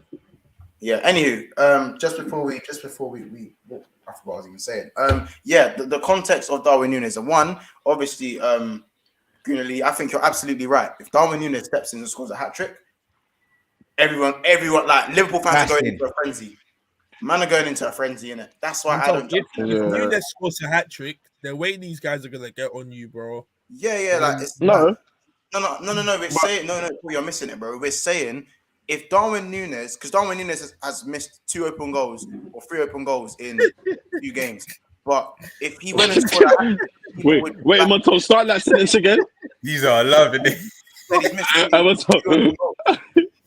It's a merry-go-round, I swear down. Everyone I love it. I love it, fam. So as I said, if he went and scored a hat trick, everyone would be screaming. He's going to be the next this, he's the next that. So I think it does work both ways. And on the other side of the context, he's played 30 minutes in one game and 30 minutes in the other. So like you don't know, maybe he needed a half of a game or 60 minutes. Do you know what I mean? If you want me to be honest, I think he's going to be another Jota, bro. And that's no disrespect to Jota, but he's literally going to bag and not offer much else. But are you happy with that? No, because me and Monster have been on Jota all of last campaign, so I wouldn't be happy with that. The only way I think you lot would be happy is if he gets 30, 35 goals, where it's just clear, absolutely clear of everyone else. But it's never going to be that. So, yeah, I guess you'll never be happy, eh? And look, and my hope rests on that he just improves because he's around better players. Because I'm not fully on this Darwin Núñez boat, but I've just seen him in the Raptors. I just think as the season goes on, he'll score goals. Whether to say his link up be the best, I think he's technically not that great. I'd admit, but I think as the season goes on, he will score more. Would that mean I'll fully be on the Darwin Núñez boat? No, because I want my striker to link play. Also, we've been accustomed to Firmino for years, and he didn't score as much probably as what Jota and Núñez will do. But it was clear. Right, I've got to ask you then. So then, what was it that made the fan base want Darwin Núñez? Was it just the hype around him? I don't think that's why I feel like it wasn't the right signing. Opinions, G. Exactly. Yeah. So I'm asking you two here, as Liverpool fans, what is it with Darwin Núñez that you think Klopp wanted him for? Like, what is it about him specifically? Casey.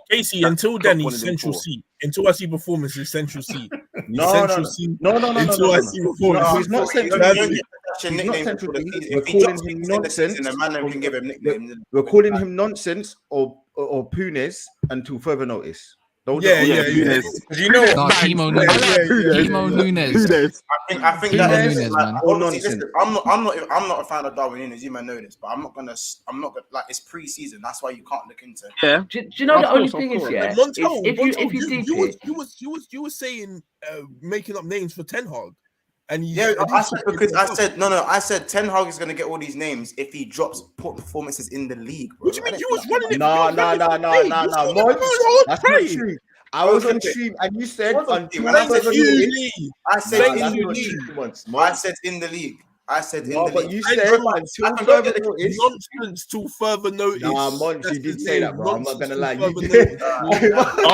Monty. But the difference is, I can go get clips and prove myself in it. At the end of the day, I said these man, once they sign for Man United, and if they put in stinkers in the league, they're not gonna get their names.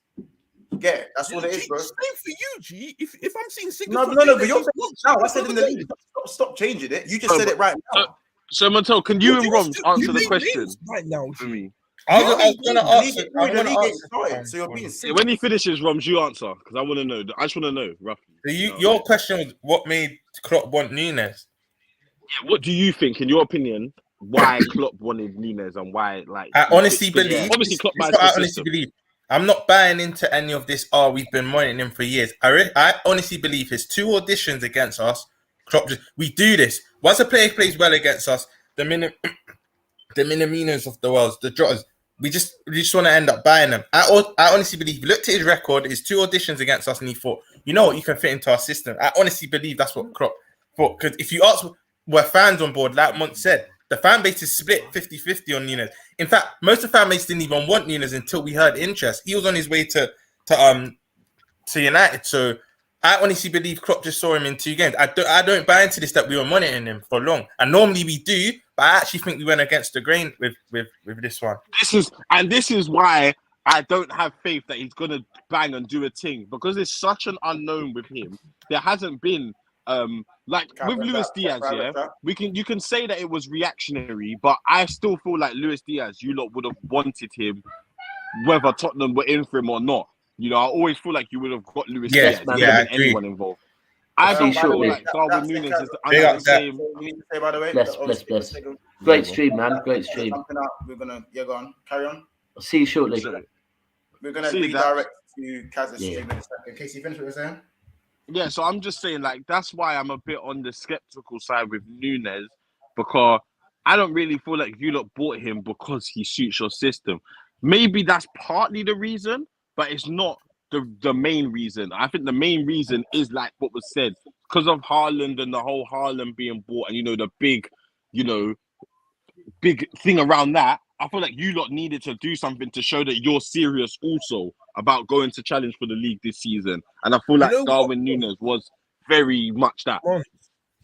I can't lie, Monch. What you said about Origi, that's been dawning on me a little bit. Like, I'm thinking about it. I'm hearing that chat. If you kept Origi and bought a midfielder instead, that's been my stance. That's been my stance. I'm seeing it because, in my opinion, I don't know. Obviously, losing Mane is for me. That's quite a big hit. Don't act like it, bro. You're acting like it's a big hit, but he was a bum. But he was a bum and on the decline. So which one is it? 2 seasons ago. Which one is it? Is he on the decline or not? On the decline, no, because he Mane picked up was his on the decline. Not a massive decline. Specifically, he was on a decline on the left. Once he went in the middle, I'd beg to differ, bro. But in his natural position, he was. Yeah. On the left wing, it was a rapid. Yeah, his days were numbered, bro. That's my opinion, isn't it? Like, it's a midfielder thing. Let Origi get his time, but Origi's gone and now Darwin is in. So what can you do? You know what I'm saying? What can you do? Obviously, literally, Goonally, I need to shout yourself out, bro. There's 90 people in here. Let them know where they can find you. Listen, I'm on YouTube, Goonally. You'll find me there on AFTV. I should be there again next week. So you'll catch me there, and obviously on my Instagram, Gooner.lee. Man, I'm trying to do big things, and you guys are doing big things, man. Good stuff. Good, big up yourself, man. I appreciate you for jumping on as well. No, it was very heated. I said a lot of people have really liked this stream. I think there was a comment here saying, big up you, man. Such a great debate back and forth. I just want to watch. There was a lot of comments like that throughout the stream. McGowan Rums, that's people. Where can they find you, bro? Yeah, you can find me. My socials will be there. Obviously, once go through the comments. Mainly find me on Saint LFC TV. You'll find me on Big Six Bands here and there. But yeah, that's where you'll find me. Yeah, man, Robs, I want to be seeing you when Darwin Núñez 10 games in is on 0G. Bro, I don't hide, bro. You'll see me. Say that, bro. Aiden, if you're listening long enough, that's what I did say once. Didn't I say that? As long as he bags, that's the main thing. I did say that. Yeah, goals and whatnot. Yeah. But we'll see whether that works. Obviously, that's Gooner Lee's links there, and obviously and Never a Foul link is there. And yeah, guys, it's been a brilliant stream. Make sure if you're new here to subscribe, all of that good stuff. Make sure you like a video. I believe we're just shy of 100 likes, so make sure we go over there. I am heading over to Never a Foul to do a video with Daps and Kaz. Hopefully that video has gone live so we can rate that. Sorry, one last thing. Also, I'll go check it.